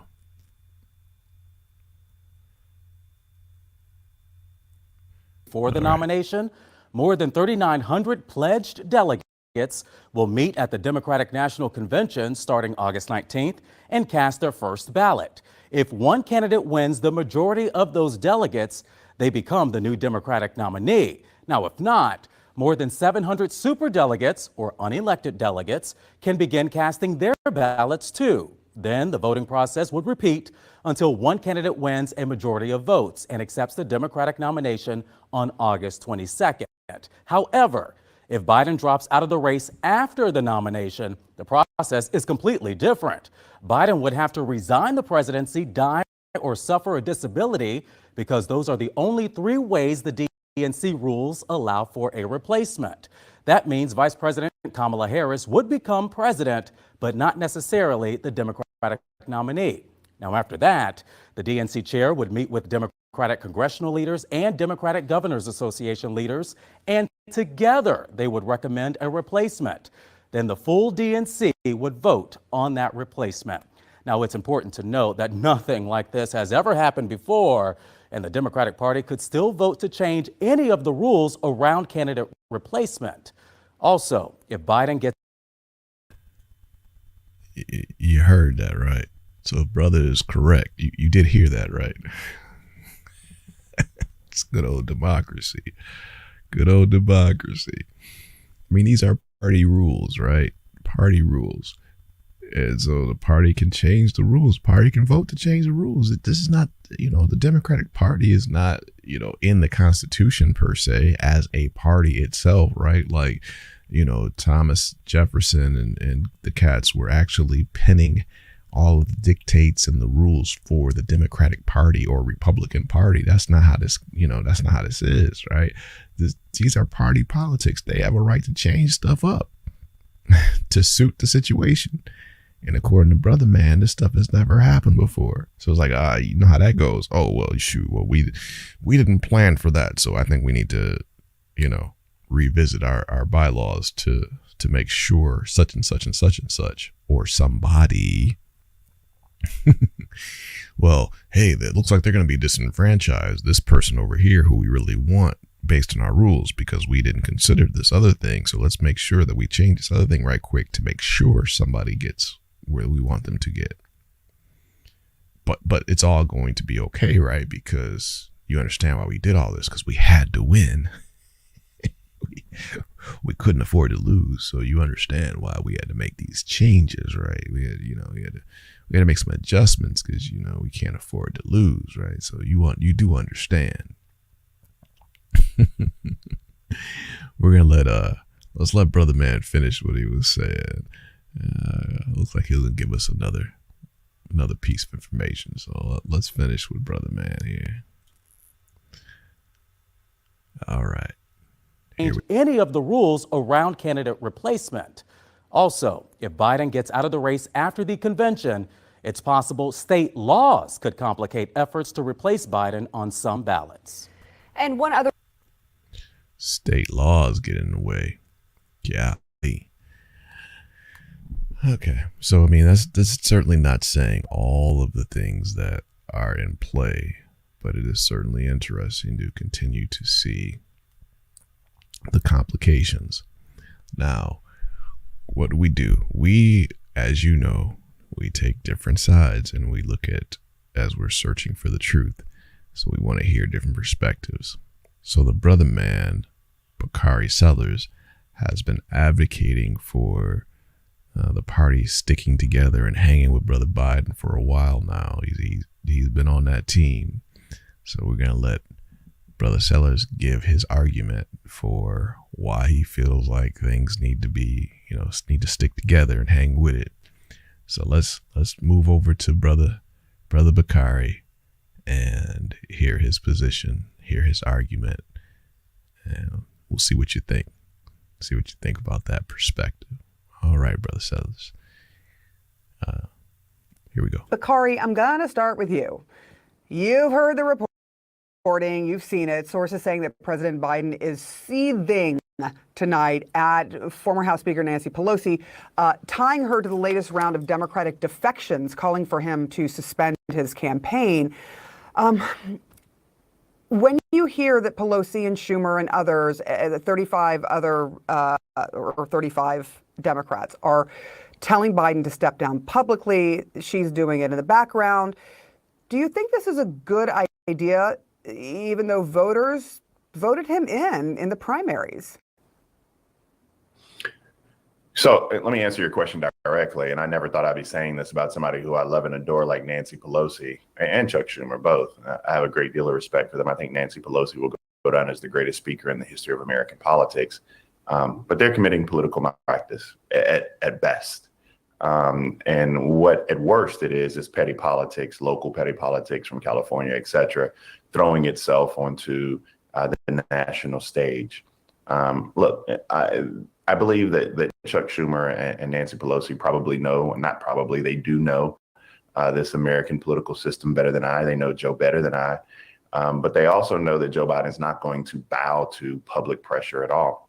This man said he's in the race. And at the end of the day, Nancy Pelosi and Chuck Schumer and others who, instead of rallying to the aid of Kamala Harris and Pete Buttigieg and Joe Biden, are running to their local newspapers to write op-ed pieces, have done more damage to the president of the United States than he did to himself on June 27th.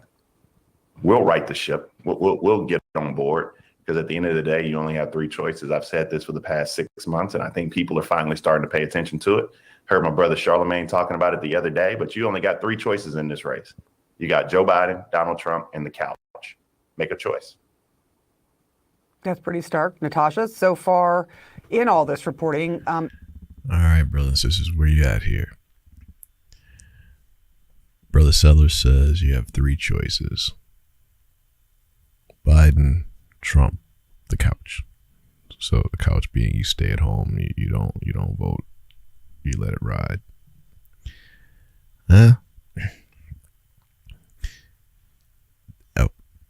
It's not technically true, but I get his point, right? I mean, you also have independents, and there's, and given the situation of the top, what's really going to happen, you are going to have a Democrat or a Republican. So, you do have independents, but we get his point.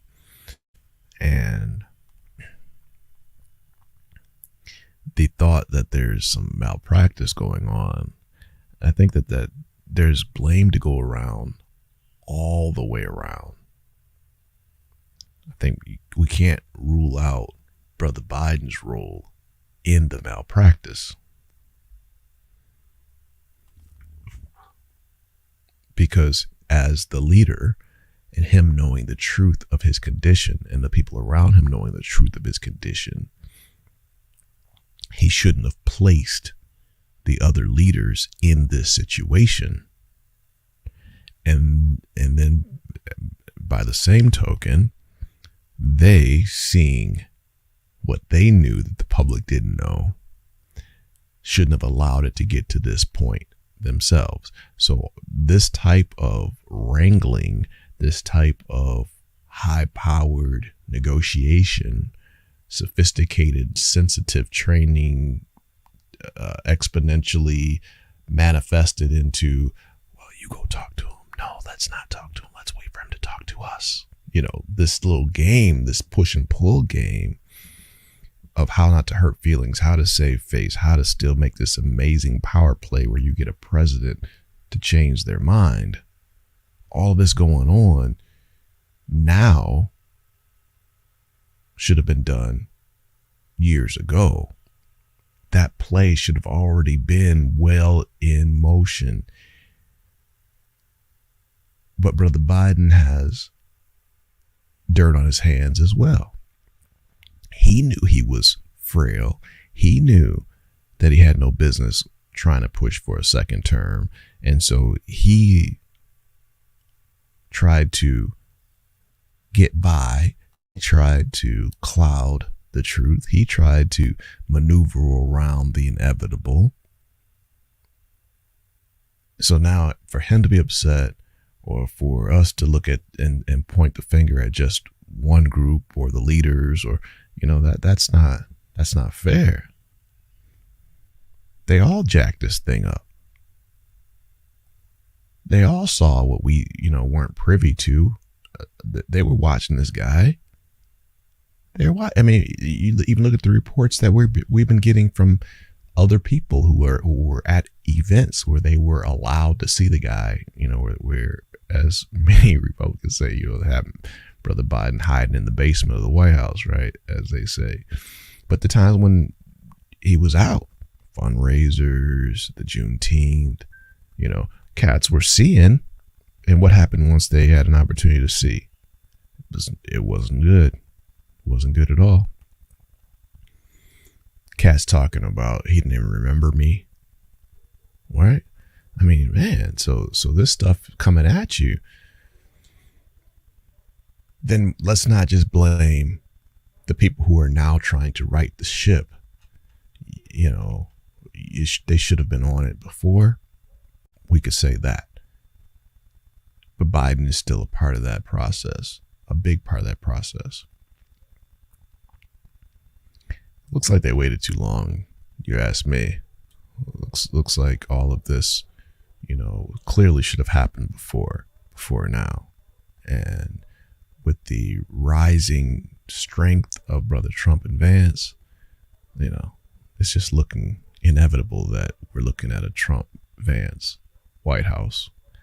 And it may not stop there, right? 2028 Vance. It's really looking like just a major sea change. What do you think? Let's move forward. Thank you for being here, Rhodes, Dogs, and Conversation. Behind the scenes, amid growing calls for Biden to step aside in the presidential race, Biden, recovering from COVID, is promising to get back on the campaign trail next week, as more than 30 congressional Democrats now are publicly calling for him to drop out. ABC's senior White House correspondent Selena Wang reports from Rehoboth Beach, Delaware. Tonight, as President Biden pledges to fight on, top leaders in his party already looking ahead to what could come next if he drops out. The president vowing to return to the campaign trail next week, his doctor saying his COVID symptoms continue to improve as he isolates in Rehoboth Beach, Delaware. Sources tell me the president is angry that leaders of his own party are turning against him. Now, more than 36 Democrats in Congress are calling on Biden to drop out of the race, including Zoe Lofgren of California. I think kind of a mini primary, maybe a vetting hosted by former presidents, including Obama and Clinton, would be helpful. Senators like Elizabeth Warren still backing Biden, but leaving the door open to an alternative. He has a really big decision to make. But what gives me a lot of hope right now is that if President Biden decides to step back, we have Vice President Kamala Harris, who is ready to step up. Sources tell ABC News Senate Majority Leader Chuck Schumer, House Minority Leader Hakeem. Now, just wait a second. Now, how does Elizabeth Warren know that Kamala is ready? That's a heck of a statement. A heck of a statement. Do you agree with that?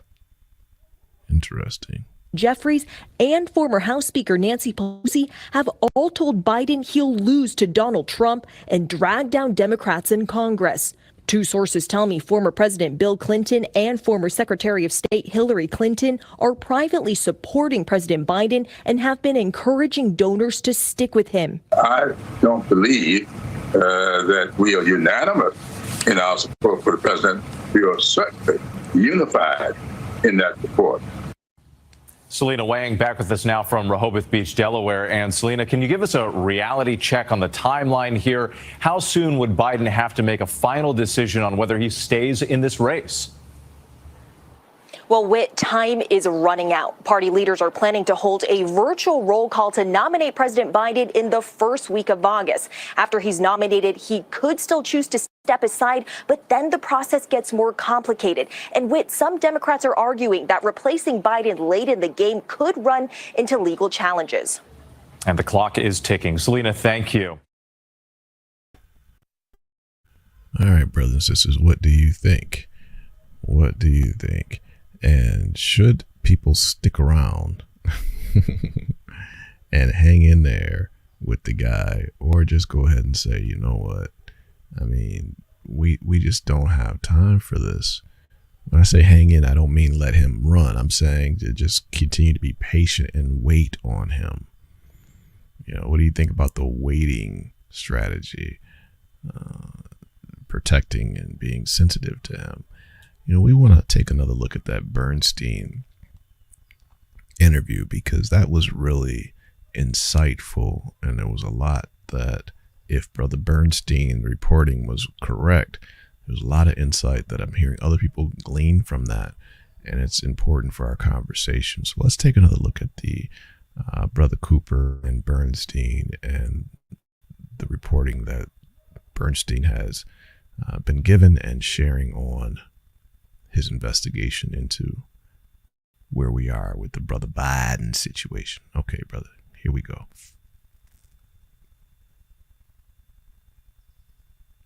Rhodes, Dogs, and Conversation. Thank you for being here. On the immediate future of President Biden's campaign and the power brokers and major donors inside his own party trying to get the president to stop. It comes as a source tells CNN that President Biden, at home in Delaware and recovering from COVID, is, quote, seething at the pressure campaign and those behind it. Today, nearly a dozen Democratic lawmakers came out in a steady progression calling on the former president to withdraw. 34 congressional Democrats now want him to give up his campaign. A Democratic lawmaker tells CNN that House Democratic leader Hakeem Jeffries is not discouraging more members from doing so. Today's defections include senior and younger members of the Democratic caucus, progressives, also members of the Hispanic and Black caucuses, as well as a third and fourth senator. Also today, Congressman Seth Moulton, who called on President Biden to exit about 2 weeks ago, expanded on his reasons in an opinion piece in the Boston Globe, writing, and I quote, "More recently, I saw him in a small group at Normandy for the 80th anniversary of D-Day. For the first time, he didn't seem to recognize me. Of course, that can happen as anyone ages, but as I watched the disastrous debate a few weeks ago, I have to admit that what I saw in Normandy was part of a deeper problem." That's a comment that could renew concerns about Biden's ability to serve another 4 years, but also, unlike most other pleas to withdraw, concerns about his ability to serve now. Today's round of defections follow a more uncomfortable moment for the Biden campaign this week, including an interview with the BET network that was taped Tuesday, in which he appeared to stumble over the name of his Secretary of Defense, Lloyd Austin. Look at the heat I'm getting, because I'm the Secretary of Defense, the black man. I named Ketanji Brown. I mean, because of the people I've named. Now, you know that ain't cool. You know that's not cool. The time to retire is not here. It's already past time. Past time. He shouldn't even be in this situation to be embarrassed to this degree or to be making these types of errors. He shouldn't even be at this point. And that's why I say, you know, you can't just call it malpractice from the leadership standpoint. Brother Biden himself and his family and close advisors, they all have a role in this fiasco. This didn't just happen yesterday. And these are not just gaffes.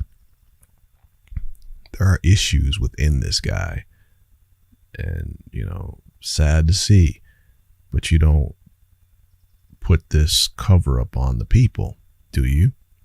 If that's what it is that what you do?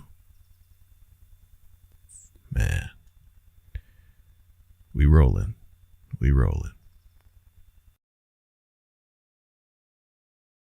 No indication the pressure tactics are working. Biden's campaign today said there is, quote, no plan for an alternative nominee. And the president himself issued a statement saying, quote, I look forward to getting back on the campaign trail next week. Meanwhile, Vice President Harris tried to reassure donors on a phone call that, quote, we are going to win this election, end quote. Biden's campaign chair also made a rare TV appearance today. Absolutely the president's in this race. You've heard him say that time and time again. He's also hearing from voters, and what they're saying is, we've got you, Joe. We are in this. Stay with us. For every person that said that they are concerned, we've had another person that's seen him and have said, you are our guy and we want to be with you. Well, the campaign chair suggests voters on the ground still back the president. A poll by the Associated Press and National Opinion Research Center conducted last week shows that about 65% of Democrats believe the president should withdraw. And we should note the Democratic National Convention begins August 19th, exactly 1 month from today. Carl Bernstein joins us now with his new reporting. So talk about what you have learned about President Biden's candidacy. Well, the president himself has now moved from being what was called contemplative about his situation to recognition that it is very unlikely that his candidacy can be sustained. And it's true of his family as well. The president is angry. He feels abandoned. The word abandoned was used several times in discussions I've had with people in the White House, the people that he has supported through his political career and helped advance through the ladder of leadership in Washington have now turned their back on him, in his view, and in a really ugly way. And his wife, his son Hunter, are saying, what is the matter with these people who you've brought through this process? Where is their loyalty? Where is their appreciation for what you've done? But meanwhile, you have a hell of a mess, as somebody put it, in that Biden has to leave his campaign, assuming he's going to, in an orderly way in which he's recognized for his achievements on behalf of the party that will continue and hopefully will put forth a nominee who is a successful candidate to succeed him in the presidency. But right now, you have a really ugly scene around the president, around the leadership of the House and the Senate, at whom he's angry. We've never been in a place quite like this before. So, I mean, you talk about the leadership of the House and Senate. Is there anyone in particular he's disappointed in? I mean, have you been given names? Yes, he's particularly angry and disappointed at Chuck Schumer, the Senate Majority Leader. He's angry and disappointed and feels abandoned by his old friend, Nancy Pelosi. He has trouble recognizing why these folks would turn their backs on him, given what he sees as his accomplishments. But now there's also the question of donors and fundraising. Okay, before he gets into that, some deep talk, and you can see it for yourself, brothers and sisters, that this feeling of abandonment and all of these things, we've talked about it before, this sensitivity stuff. I mean, come on, man, he's still the president. Your feelings.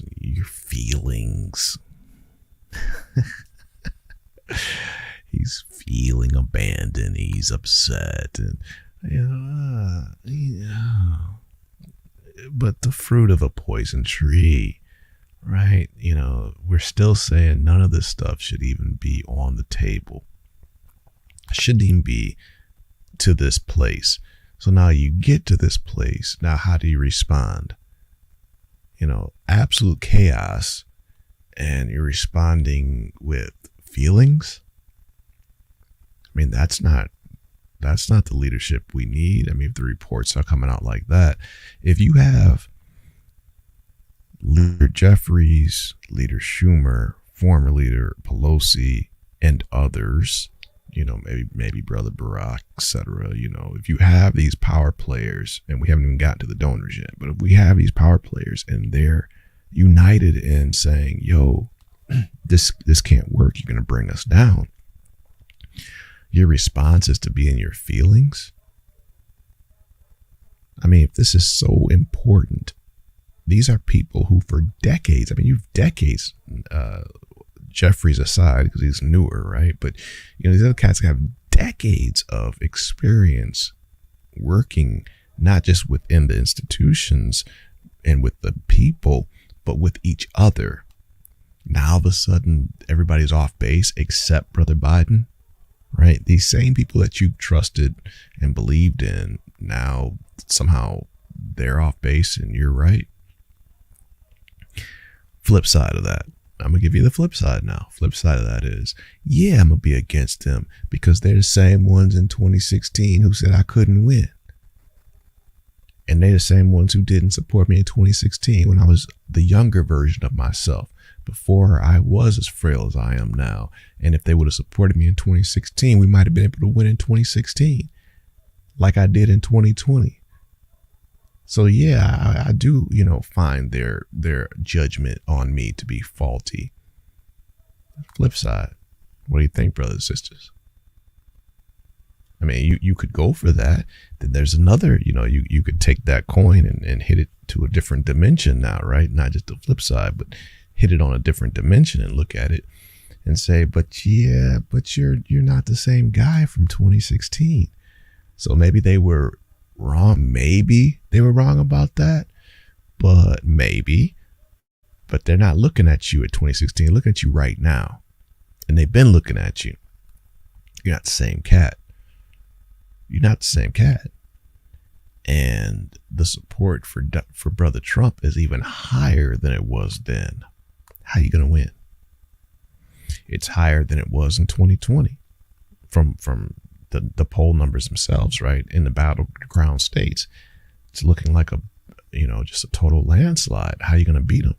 You don't have a strategy for that. Then what are we talking about? What are we talking about here? Pretty interesting. Yeah. So if the people who are known to be the biggest insiders, the Pelosi's, the gravitas of that, right? Who knows more about counting votes? Who's for decades proven that she's a master of the game. And if the reports are true and she's saying, yo, you can't win. You can't win, Rock. Shout out to Rocky.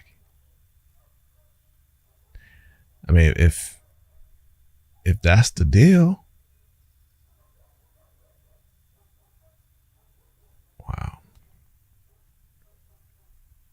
wow. Again, she would know, right? Yeah.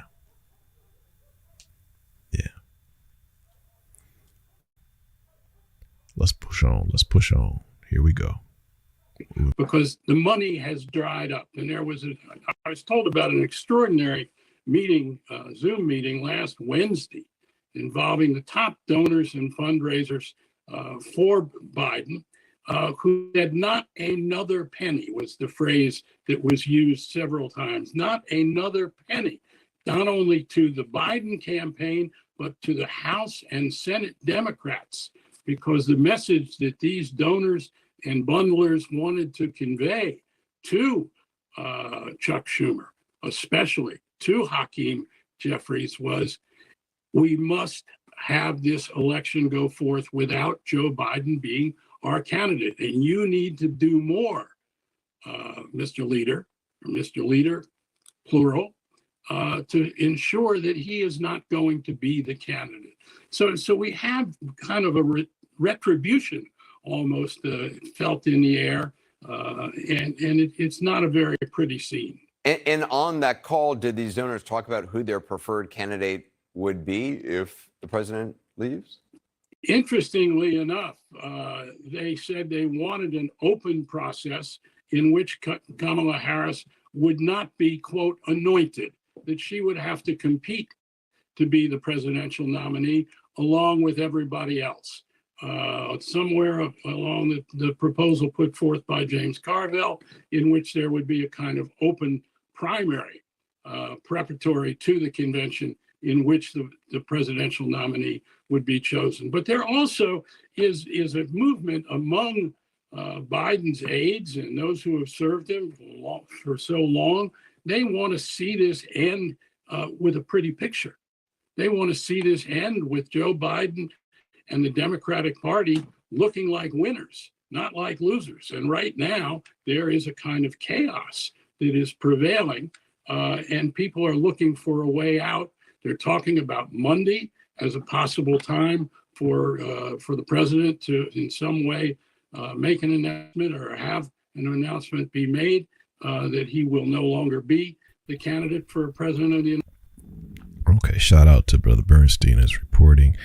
Shout out to Brother Cooper. So yeah, I mean, if that's the case, then we're talking about tomorrow. Okay, I mean, if we're talking Monday, we may be a few hours away, and that's certainly possible. You know, today you've got a lot of news, Sunday news shows, a lot of political talk, a lot of analysis, maybe some new poll numbers dropping, and you know, Monday might be the day. I mean, it could be, brothers and sisters. Could be, you know, later tonight. You know, I mean, this is the way this is going. I mean, it's, you know, why delay? Why delay? What are you waiting? What's going to change? It's just getting worse. It's just getting worse.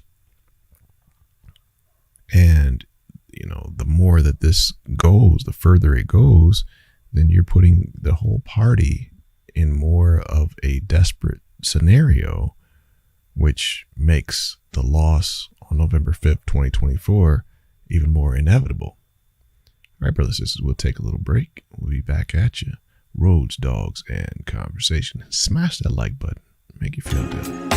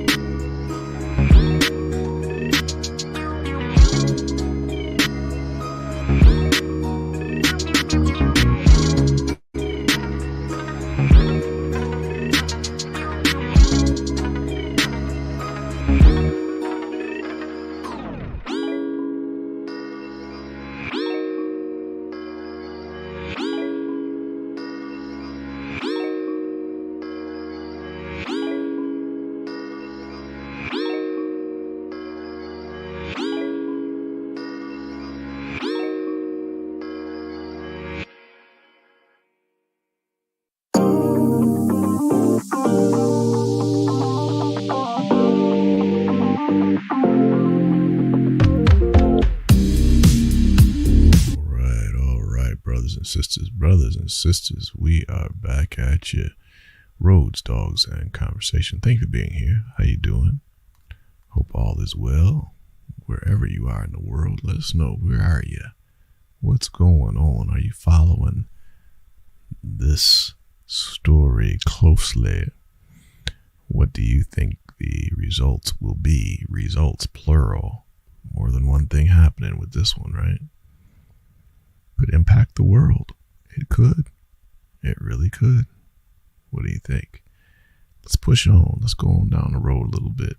Let's go on down the road, see how this is playing out across the world. Let's take a look. Rhodes, Dogs, and Conversation. Thank you for being here. Smash that like button. Smash it. It'll make you feel good. We appreciate you being here. Let's roll. Let's roll. Down the line. World politics. Yes. And of course, it's former president, maybe even future president, Trump. He's made his first campaign appearance since last week's attempted assassination. No, it all marked his first appearance. All right, brothers. It just looks like we have little technical difficulties with the stream of that one. We're either going to clear it up or we'll move on down the road. So we'll see whether or not that's going to clear up on us. Yeah, we may just have to go on down the road, brothers and sisters. Well, we'll get to our question for you, whether or not the end of the story is going to be Kamala versus Brother Trump. And we want to know from you who the vice president would be. Nominee Biden is losing. Protesters at the White House today When we fight, we win. urging the president to pass the torch. As NBC News learns that Mr. Biden's allies are warning party leaders that efforts to push him out are undemocratic, all while he continues recovering from COVID at his Rehoboth Beach, Delaware home. New tonight, sources telling NBC News Bill and Hillary Clinton are privately supporting Mr. Biden's repeated vow to stay in the race. While two people familiar with former President Obama's thinking say he has concerns about his former vice president's candidacy. All of this as sources familiar with the Biden family's conversations tell NBC News there are ongoing discussions about what the president's exit might look like if he were to drop out. The divide among Democrats only widening as more than 30 lawmakers call on the president to step aside without agreeing on a replacement. If President Biden decides to step back, we have Vice President Kamala Harris, who is ready to step up to unite the party. NBC's Yamiche Alcindor is traveling with the vice president tonight.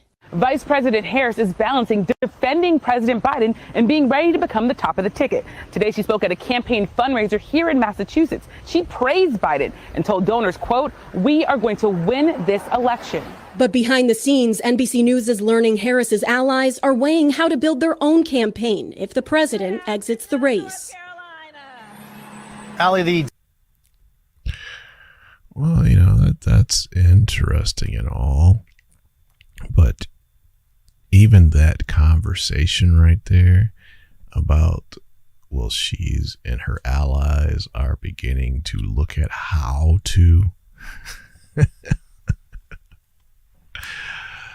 when you just saw the evidence of the mighty might of Brother Trump and Vance at the Republican National Convention last week, and I mean that train is pumping hardcore down the tracks, right?